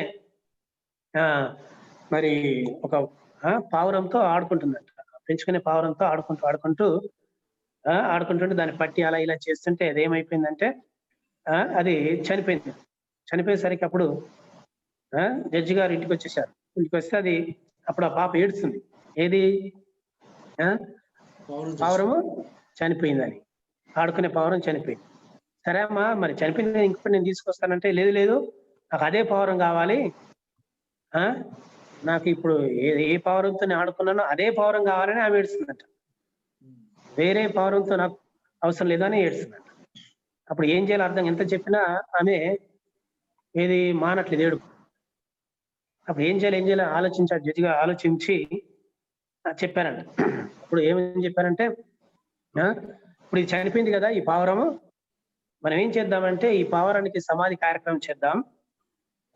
సమాధి కార్యక్రమం ఫ్యూనరల్ చేసే సమయంలో నీ ఫ్రెండ్స్ అందరిని పిలిచి మరి వాళ్ళకి కావాల్సిన అన్ని ఇవ్వడం, చాక్లెట్స్ కానీ తర్వాత మీరు తినే వస్తువులు అన్ని స్వీట్లు కానీ అవన్నీ ఇద్దాం. తర్వాత ఒక ఫంక్షన్ లాగా చేద్దాం. ఫంక్షన్ లాగా అంటే చాలా ఇంకా అంతా ఫంక్షన్ ఎలా చేస్తామో అలాగే మీ ఫ్రెండ్స్ అందరిని పిలిచేసి ఇలా చేద్దాము అంటే ఆమెను ఏడుపు మానిపించటం. అర్థమైందా? డైవర్ట్ చేశాడు అన్నట్టుగా మైండ్ని డైవర్ట్ చేయడానికి నీకు కొత్త డ్రెస్ నేను తీసుకొని వస్తాను, నీకు కావాల్సిన అన్ని తీసుకొస్తాను, మీ ఫ్రెండ్స్ని పిలిచి ఒక పార్టీ లాగా చేసుకుందాం. ఈ ఫ్యూనరల్ పార్టీ లాగా ఈ ఫ్యూనరల్ కార్యక్రమం సమాధి కార్యక్రమాన్ని పార్టీ లాగా చేసుకుందాం అనేసరికి అప్పుడు ఆమె ఏడుపు ఆపేసిందంట. అర్థమైందా? కేవలం ఏడుపు ఆపేయడానికి ఇదంతా ఆయన ప్లాన్ చేశాడు. సరే సరే నా ఫ్రెండ్స్ని పిలుస్తాను, ఇంకా ఇదంతా బాగా చేద్దాం అని ఏడుపు ఆపేసింది. ఏడుపు ఆపేసిన తర్వాత ఏం జరిగిందంటే సడన్ గా ఏమైందంటే కొర ప్రాణంతో ఉండనే ఏమైంది, అది ఆ పావురం బ్రతికిందట. మళ్ళీ ఆ పావురం ప్రాణం వచ్చేసింది. సరే ప్రాణం వచ్చింది కదా, ఇప్పుడు ఇంతకుముందు ఏమని ఏడ్చింది పాప, నాకు ఇదే పావురం కావాలని ఏడ్చింది కదా. ఇప్పుడు ప్రాణం వచ్చేసరికి ఆమె ఏమంటుంది తెలుసా, డాడీ ఈ పావురాన్ని చంపేసేయి అని అంటుందంట. ఎందుకు చంపేయడం అంటే చంపేస్తే మనం ఈ ఫ్యూనరల్ కార్యక్రమం ఫంక్షన్ చేయొచ్చు. ప్రోగ్రామ్ దేనికోసం అంటుంది ఆమె? ప్రోగ్రామ్ కోసం డాడీ దీన్ని చంపేద్దాం, చంపేసి ఫ్యూనరల్ కార్యక్రమం ఈ సమాధి కార్యక్రమం ఘనంగా చాలా బాగా చేద్దాం డాడీ, దీన్ని చంపేసి అంటుందంట. అప్పుడు ఆయనకి ఏం చెప్పాలో అర్థం కాదు. ఎవరికి? జడ్జి గారికి ఏం చెప్పాలో అర్థం కాదు. అంటే దేనికోసం ఆమె దాన్ని ఆ పవరాన్ని చంపాలని? ప్రోగ్రామ్ కోసం. అర్థమైందా? ఆ కార్యక్రమం చేయడానికి ఎంజాయ్ చేయడానికి అంటే ఫ్రెండ్స్ వస్తారు, ఇంకా బట్టలు కొనుక్కోవడం, చాక్లెట్లు, స్వీట్లు అవన్నీ వస్తాయి కదా, దానికోసం డాడీ మళ్ళీ దీన్ని చంపేద్దాం అంటున్నట్టు. అర్థమైందా? అంటే చూడండి ఇప్పుడు అంటే ఇలా ఉంది. ఆచారాలు ఎలా మారిపోయాయి ఈ రియాలిటీని చంపేయడం అన్నట్టుగా. దేనికోసం? ప్రోగ్రామ్స్ కోసం. అంటే ప్రతిదీ ఆచారంగా చేస్తున్నారు, సత్యాన్ని నిజాన్ని పాటించట్లేదు, రియాలిటీని పాటించట్లేదు, ఆ రియాలిటీని చంపేస్తున్నారు, రియాలిటీని పక్కన పెడుతున్నారు, సత్యాన్ని పక్కన పెడుతున్నారు. తర్వాత లోకం చేసినట్టుగా అందరు చూడాలని, మనుషులు చూడాలని, తర్వాత బయటికి చేసేవి బయటి హంగామా ఎక్కువ కనబడుతుంది తప్ప ఆత్మీయత రియాలిటీ అనేది మనిషిలో కనబడట్లేదు, క్రైస్తవులు కనబడట్లేదు. ప్రతిదాన్ని ఆచారంగా చేస్తున్నారు, అది తప్పు. కాబట్టి రొట్టె ద్రాక్షరసం ఏదైనా సరే ఆచారబద్ధంగా దేన్ని చేయకూడదు. ముఖ్యంగా ఇది రొట్టె ద్రాక్షరసం యేసు మరణ పునరుత్థానానికి సూచన కదా, మన విశ్వాసానికి సూచన కదా. మనం యేసుతో సహవాసంలో ఉన్నాం. మరి పౌలు అంతగా గట్టిగా హెచ్చరించాడు, మీరు పరీక్షించుకునకుండా ఇవి ప్రభు శరీరము రక్తమని వివేచించకుండా తినకూడదు, త్రాగకూడదు. అర్థమైందా? మరి అంతగా హెచ్చరించిన ప్రకారం దాన్ని ఎవరికి పడితే వాళ్ళకి ఇవ్వడము, అది ఎవరైనా తీసుకోవచ్చు అని చెప్పడం కానీ, పరీక్షించుకునకుండా సరైన జీవితం, సరైన సహవాసం, ఫెలోషిప్ అనేది లేకుండా తీసుకోవడము అనేది సరైనది కాదు. అది మరి దాన్ని చూసేది ఎవరు? జడ్జి ఎవరు? దేవుడే కదా. అదైనా దానికి పనిష్మెంట్ ఇచ్చేది ఎవరు? దేవుడే. ఇప్పుడు అలాంటి వాళ్ళు చేస్తున్నారంటే దానికి దేవునికి అప్పగించాలి. మనం God will take care of it. అక్కడ ఉన్న విషయం ప్రకారం కొరింథీ పత్రిక పౌలు చెప్పినట్టుగా శిక్షావిధి కలుగుటకే దీన్ని ఇది తిని త్రాగుచున్నారు. కాబట్టి ఆ పనిష్మెంట్ అనేది ఖచ్చితంగా దేవుడు ఇస్తాడు ఏదో ఒక రకంగా. అర్థమైందా? అది ఆన్సర్. ఓకేనా? Clarified sir? బాప్టిజం గురించి టాపిక్ అది సార్, బాప్టిజం గురించి చెప్పండి సార్. అంటే ఒక మైనరు మేజర్ అని ఉంటుందా సార్ బాప్టిజం తీసుకోవడానికి, బాప్టైజ్ కావడానికి అనేది? లేదా దేవుని గురించి తెలుసుకుంటే మైనర్ మీన్స్ అది 18 బిలో అండ్ మైనరా అట్లా తీసుకుంటారు కదా సార్? అంటే 21 బిలో, ఆఫ్టర్ 21 అంటే మనకి గవర్నమెంట్ ఏదో పెట్టినట్టుగా మేజర్ మైనర్ అనేది. ఓకే సరే. అంటే మేజర్ మైనర్ అనేది ఎందుకు పెడతాం? కొన్ని విషయాలు దే కెన్ కాంప్రిహెండ్, వాళ్ళు కొన్ని గ్రహిస్తారు, కొన్ని గ్రహించరు. ఒక స్టేజ్ అనేది ఉంటుంది అన్నట్టుగా. అంటే ఒక డిసిషన్ తీసుకునేటువంటి ఏజ్ అనేది అక్కడ నిర్ణయించబడింది కదా. అదే అలాగే అంటే ఒక రకంగా మనం మంచి చెడు లేదా సత్యం అసత్యం గ్రహించేటువంటి ఒక ఏజ్ అనేది, ఒక సర్టెన్ ఏజ్ అనేది ఉంటుంది. ఈ ఏజ్ అదేనా, ఆ ఏజ్ లో అతడు నేను విశ్వసించాను, యేసుప్రభు నమ్ముకుని బాప్తిసం తీసుకుంటాను అని చెప్పినప్పుడే అతనికి బాప్తిసం అనేది ఇవ్వాలి. అర్థమైందా? కాబట్టి అంతకంటే బిలో అతడు గ్రహించిన స్థితి అనేది ఉన్నప్పుడు ఇవ్వకుండా ఉండడం మంచిది. అందుకనే బిలీవర్స్, ముఖ్యంగా బిలీవర్స్ బాప్టిజం అనేది ఉంది. అంటే వయోజన బాప్టిజం అక్కడ కాదు, ఏజ్ వచ్చిన తర్వాత బాప్టిజం ఇవ్వాలి అనేది కాదు అక్కడ. ఇది ఏజ్ వచ్చింది కాబట్టి 20 years 21 years వచ్చాయి కాబట్టి దానికి బాప్టిజం ఇవ్వాలనేది కాదు. అంటే ఒక ఏజ్ వచ్చిన తర్వాత అతను విశ్వాసిగా అతని యొక్క విశ్వాసాన్ని ఎక్స్ప్రెస్ చేయగలిగారు. ఆ డెసిషన్ ని యేసు పట్ల తీసుకునే నిర్ణయాన్ని ఎక్స్ప్రెస్ చేసి దాని మీద స్టాండ్ అయ్యేటువంటి స్థితి ఏజ్ ఉన్నప్పుడు అతనికి బాప్తిసం అనేది ఇవ్వాలన్నట్టు. కాబట్టి ఆ విధంగా ఒక ఏజ్ ని చూడాలి, చూడకుండా ఉండే కాదు. అంటే మైనర్ గా ఉన్నప్పుడు ఒక ఏదో 10 years 15 years అలాంటి స్థితిలో బాప్తిజం ఇవ్వకుండా ఉండడం మంచిది. అంటే వాళ్ళు కూడా ఎక్స్ప్రెస్ చేస్తారు కదా, నేను విశ్వాసిని, ఈశ్వరుని నమ్ముతాను, నమ్మినట్టుగా వారి క్రియల ద్వారా వారి యొక్క మాటల ద్వారా మనకు అర్థమవుతుంది వాళ్ళు నమ్మినట్టుగా. అర్థమైందా? వారు ఏ దేవుని నమ్మరు, చిన్నప్పటి నుంచి వాక్యంలో ఎదిగినటువంటి వారు దేవునిలోనే ఉంటారు. అయినా సర్టన్ ఏజ్ వచ్చేంత వరకు మేజర్, మీరు అన్నట్టుగా మేజర్ అనేది వచ్చినప్పుడు ఇవ్వడమే బెస్ట్ అన్నట్టు. అర్థమైందా? చెప్పండి. జీవన్ గారు మీది అయిపోయింది సార్? అయిపోయింది సార్, థ్యాంక్ యూ. అయిపోయింది. బ్యాప్టిజం గురించే ఒక క్వశ్చన్. సాధారణంగా బ్యాప్టిజం అంటే దేవుడిని అంగీకరించి తన సొంత రక్షకుడిగా అంగీకరించిన తర్వాతే మనలో నీటిలో మొత్తం బ్యాప్టిజం తీసుకోవడం జరుగుతుంది. అవును. యాక్చువల్ గా ఇప్పుడున్న సీజన్ లో, ఇప్పుడున్న పరిస్థితులను బట్టి చాలా మట్టుకు బ్యాప్టిజము పెళ్లికి మాత్రమే, పెళ్లికి ముందు రోజే బ్యాప్టిజం అనేది తీసుకుంటారు. అవునవును. అది జస్ట్ పెళ్లికి మాత్రమే బ్యాప్టిజం తీసుకుంటారు. అవును. పెళ్లి అయిపోయిన తర్వాత మళ్ళీ బ్యాప్టిజం గురించి మర్చిపోతారు. ఓకే, అది నిజంగా ఇప్పుడు వాళ్ళు తీసుకుంటున్న బ్యాప్టిజం అది పర్ఫెక్ట్ కరెక్టా కాదా అన్నది ఒకటి. రెండు, తర్వాత ఒకళ్ళు బ్యాప్టిజం తర్వాత తీసుకోలేదు, మర్చిపోయారు, తర్వాత దేవుడిని వాడిని నమ్మాడు, నమ్మిన తర్వాత వాళ్ళు మళ్ళీ తన సొంత రక్షకుడిగా అంగీకరించిన తర్వాత ఈ బ్యాప్టిజం తీసుకున్నది సరిపోతుందా, లేకపోతే మళ్ళీ తిరిగి మళ్ళీ నీటిలో మళ్ళీ నేను పరిశుద్ధంగా ఉండాలనే ఉద్దేశంతో మళ్ళీ తీసుకోవాలా? ఎందుకంటే ఇప్పుడు తీసుకున్న బ్యాప్టిజం అన్ని కూడా పెళ్లి బ్యాప్టిజం అవుతున్నాయి. ఇప్పుడున్న సిచ్యువేషన్, సీజను అన్ని కూడా పెళ్లి బ్యాప్టిజంలో ఎవరు కూడా తన సొంత రక్షకుడిగా అంగీకరించి తీసుకునే వ్యక్తులు అయితే 100% లో 90% లేరు. ఓన్లీ 10% సొంత రకంగా తీసుకున్న వాళ్ళే. 90% పీపుల్ పెళ్లికి మాత్రమే తీసుకుంటున్నారు. ఆ పెళ్లి తీసుకున్న తర్వాత బ్యాప్టిజం తీసుకున్నారు కాబట్టి వాళ్ళ యొక్క హోలీ కమ్యూనికేషన్ దానికి అర్హులు కాబట్టి వాళ్ళు తీసుకుంటున్నారు తప్ప వాళ్ళు ఎందుకు తీసుకున్నారో అని తెలియదు. తర్వాత ఒకవేళ నిజంగా వాళ్ళు దాంట్లో రక్షణ పొంది వాళ్ళు దేవుడిని తెలుసుకున్న తర్వాత మళ్ళీ తిరిగి బ్యాప్టిజం తీసుకోవచ్చా, లేకపోతే అదే బ్యాప్టిజం లో మనం దేవుని సన్నిధిలో ఉండొచ్చా? Okay, right, nice question. ఇది అన్బిబ్లికల్. ఏది మ్యారేజ్ ముందే బాప్టిజం ఇవ్వడం అనేది తప్పు, అది వాక్యానుసారం కాదు. ఇచ్చేది బాప్టిజం దేనికోసం ఇస్తున్నట్టుగా, మ్యారేజ్ కోసమే ఇస్తున్నట్టుగా, అంతే. అర్థమైందా? వారు పశ్చాత్తాపడి విశ్వాసంగా మారి బాప్టిజం తీసుకున్నట్టుగా అక్కడ లేదు. బాప్టిజం తీసుకునేది ఎప్పుడు తీసుకోవాలి? సొంత నిర్ణయం, అది హృదయపూర్వకంగా నేను బాప్టిజం తీసుకుంటాను, నేను విశ్వాసిగా మారాను, పశ్చాత్తాపడ్డాను, యేసుప్రభువుని సొంత అంగీకరించాను కాబట్టి నేను బహిరంగంగా నేను విశ్వాసిగా జీవిస్తాను అని ఆ నిర్ణయం తీసుకొని బాప్టిజం తీసుకోవడం అది రైట్, మీనింగ్ఫుల్ ఉంటుంది. కానీ చాలా మటుకు మీరు అన్నట్టుగా యూత్ కి ఎక్కువగా బాప్టిజం ఎప్పుడు ఇస్తున్నారు? పెళ్లికి ముందు ఇస్తున్నారు. మరి అదైతే సరైన పద్ధతి కాదు. అర్థమైందా? అది వాక్యానుసారము కానే కాదు. కేవలం బలవంతంగా బాప్టిజం ఇచ్చినట్టుగా, ఒక ఆచారబద్ధంగా ఇచ్చినట్టుగా వాళ్ళకి ఇచ్చేసి లాడ్సేబుల్గా కూడా ఇస్తున్నారు. కానీ అది సరైన పద్ధతి కాదు. సరే, వాళ్ళు విశ్వాసులుగా ఉండొచ్చు కానీ పెళ్లి సమయంలో బాప్తిస్మం ఇవ్వడం అనేది అది ఇట్స్ నాట్ యాక్సెప్టెడ్, సరైన పద్ధతి కాదు. అంటే దాని అర్థం ఏంటి? వారు దేవుని ఆజ్ఞను ధిక్కరించినట్టే, దేవుని ఆజ్ఞను సరిగ్గా పాటించడము లేదు.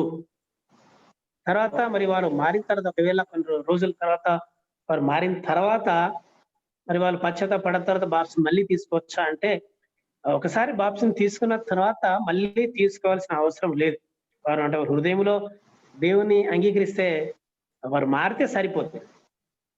ఎలాగో వాళ్ళు అంటే పశ్చాత్తాపడ్డారు కాబట్టి, పడతారు కాబట్టి వారు హృదయపూర్వకంగా నిజంగా పశ్చాత్తాపడితే మళ్ళీ బాప్తీసము తీసుకోవాల్సిన అవసరం లేదు. అర్థమైందా? ఎందుకంటే మనకి ఇంపార్టెంట్ ఏంటి? ఇంపార్టెంట్ అనేది నీటి బాప్టిజం కాదు కదా. Water baptism is not the important. నిజంగా మనం మారామా లేదా అనేది ఇంపార్టెంట్. కాబట్టి ఇది మన హృదయంలో విశ్వసించిన విశ్వాసానికి ఇదేదో రియల్ సర్టిఫికేట్ కాదు. ఏది బాప్టిజం అనేది ఇదేదో ప్రూఫ్ కాదు. అంటే అది అథారిటేటివ్ గా ప్రూఫ్ ఉంటేనే నీ విశ్వాసం సరైంది అన్నట్టుగా కాదు కదా. అంటే ఇక్కడ ఇంపార్టెంట్ ఏంటిది? మన విశ్వాసం, మన పశ్చాత్తాపం అనేది ఇంపార్టెంట్. పశ్చాత్తాపం ఇంపార్టెంట్ అయినప్పుడు వాళ్ళు మళ్ళీ బాప్తీసం తీసుకోవాల్సినటువంటి అవసరం లేదు. అంటే ఒక రకంగా చెప్పాలంటే వారు దేవుని ఆజ్ఞాన్ని ధిక్కరిస్తూనే ఉన్నట్టుగా, అంటే సరైన పద్ధతిలో లేరు. పెళ్లికి బాప్తిసం తీసుకున్నారు కాబట్టి అది సరైన పద్ధతి కాదు. అది ఇచ్చిన వాళ్ళకైనా మరి తీసుకున్న వాళ్ళకైనా సరైన పద్ధతి కాదు. సరే, బహిరంగంగా వారు బాప్తిసం తీసుకున్నారు, నీటి బాప్తిసం బహిరంగంగా అందరి ముందు తీసుకున్నారు కాబట్టి తర్వాత మళ్ళీ బాప్తిసం తీసుకోవాల్సిన అవసరం లేదు. వారు నిజంగా హృదయంలో మారి పశ్చాత్తాపడితే సరిపోతుంది. సార్ ఇంకోటి, పెళ్లి కంపల్సరీగా బాప్టిజం అవసరమా సార్? ఓకే, మ్యారేజ్ ఆచారం అయిపోయింది కదా, బాప్టిజం తీసుకున్నారా లేదా, బాప్టిజం తీసుకుంటే అర్హులు అన్న టైప్ లో అది పెళ్లికి బాప్టిజం అవసరమా? నిజానికి అవసరం లేదు. బాప్తిసం అనేది పెళ్లి చేయడానికి బాప్తిసం ఎందుకు? ఓకే, మనకు ఒక ఆచారం అయిపోయింది కదా సార్. అది ఆచారం అయింది. ఇప్పుడు బాప్తిసం అనేది పెళ్లికి బాప్తిసం అవసరం లేదు కదా. బాప్తిసం అనేది వాక్యానుసారంగా మనం విశ్వసించిన వారికి బాప్తిసం. పెళ్లికి బాప్తిసం లేదు కాబట్టి పెళ్లికి కంపల్సరీగా బాప్తిసం తీయాల్సినటువంటి అవసరం లేదు అక్కడ. బాప్టిజం ఇవ్వాల్సిన అవసరము లేదు. ఎందుకు అవసరం లేదు కదా. బాప్టిజం లేకుండా పెళ్లి చేయలేమా? బాప్టిజం తీసుకోకుండా పెళ్లి చేసి తప్పేలా అవుతుంది? అది మ్యారేజ్ బాప్టిజం కదా. బాప్టిజం తీసుకున్నా లేదంటే ముందు రోజు మునిగాయి అంతే. అదే ఎలా అవుతుంది? కానీ బాప్టిజం ఇవ్వకపోయినా పెళ్లి చేయొచ్చు. అందులో అది ఏ తప్పు లేదు. ఇప్పుడు దేవుడు ఆదామును సృష్టించాడు కదా. ఆదాము చేశాడు, తర్వాత మరి హవ్వను చేశాడు కదా దేవుడు. వారిద్దరిని ఏకం చేశాడు కదా. చేసినప్పుడు బాప్టిజం ఇచ్చి వారిద్దరిని పెళ్లి చేశాడా దేవుడు అక్కడ? లేదు. అంటే మెయిన్ ఉద్దేశం ఏంటి? To make them united. అర్థమైందా? Okay sir. వారిని ఏకం చేయడం. అక్కడ వారిద్దరిని ఏకం చేయ, అక్కడ దేవుడు బాప్తిజం ఇచ్చి ఇంకేదో చేసి వారిద్దరిని ఏక శరీరంగా చేయలేదు కదా. ఓకే, వన్ బాడీ అంటే ఏక శరీరం. అంటే వాళ్ళ యొక్క మనసులు అంటే పెళ్లితో ఏక శరీరం అయిపోతారు. అంటే బాప్తిజం తీసుకోనకుండా వారిద్దరికి పెళ్లి చేసి ఏక శరీరం కారా? అవుతారు కదా. అదే కాబట్టి పెళ్లి చేయడానికి బాప్తిజం ఇవ్వాల్సిన అవసరం లేదు. బాప్తిజం లేకున్నా పెళ్లి చేయొచ్చు. Okay sir, thank you. Right. మరి విశ్వాసి అన్నప్పుడు చెప్పండి. సారీ కిరణ్ గారు, ఒక చిన్న డౌట్ సార్. నెక్స్ట్ వీక్ మనకి రివిజన్ అవుతుందా సార్? రివిజన్ మనం మొత్తం టోటల్ సబ్జెక్ట్ ని రివిజన్ చేసుకున్నాం. అందులో ఇంకా డౌట్స్ ఉంటే అడగచ్చు. తప్పకుండా. ఎగ్జామ్ పాయింట్ ఆఫ్ వ్యూ లో కూడా మనం క్వశ్చన్స్ అండ్ ఒకవేళ క్వశ్చన్ అడిగితే దానికి ఆన్సర్ ఎలా అట్లా కూడా కొంచెం చెప్పండి సార్. ఓకే సార్, చెప్పండి. కిరణ్ గారు, ఓవర్ టు యూ. చెప్పండి. అదే సార్, ఇప్పుడు అంటే విశ్వాసి పెళ్లికి ముందు బాప్టిజం తీసుకుంటున్నారు కానీ ఆల్రెడీ విశ్వాసి అంటే స్పిరిచువల్ గా బాప్టిజం అయిపోయినట్టే కదా సార్.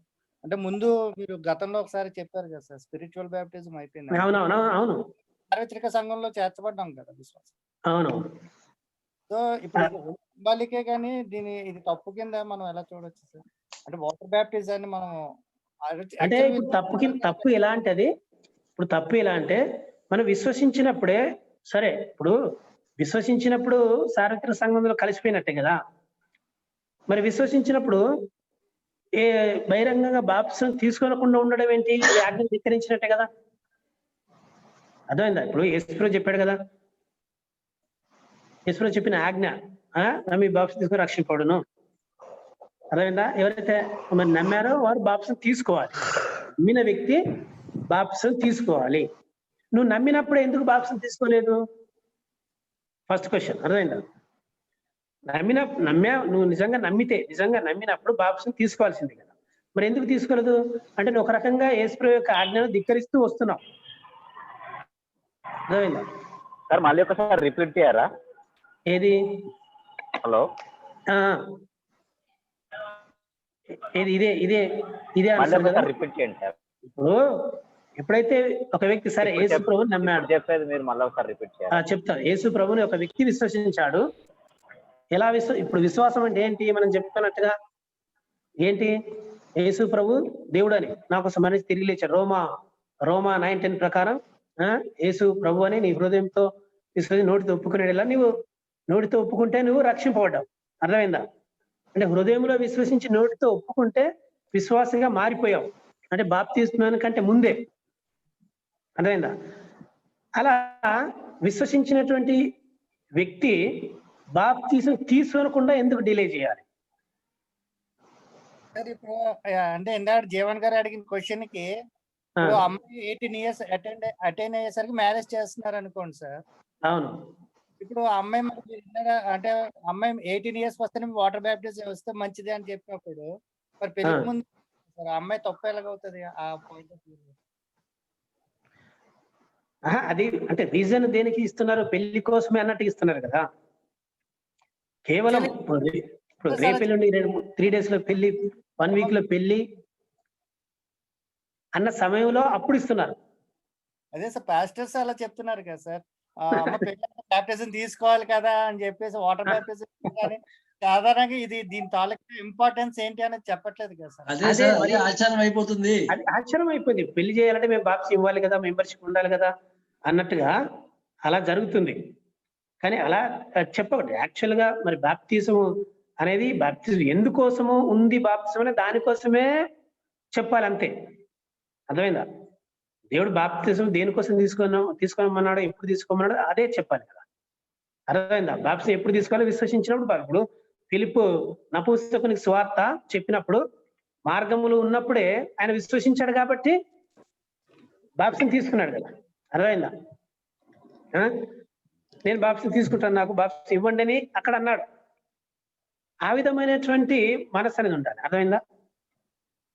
కానీ అలా కాదు. ఇప్పుడు ఫోర్స్ గా బాప్తిజం ఇవ్వడము, పెళ్లికి బాప్తిజం ఇవ్వడం అనేది సరైన పద్ధతి కాదు. సరే, మనం టైం అయిపోయింది. మరి నెక్స్ట్ క్లాస్ లో రివిజన్ లో మనం ఇంకా డౌట్స్ ఉంటే క్లారిఫై చేసుకుందాం.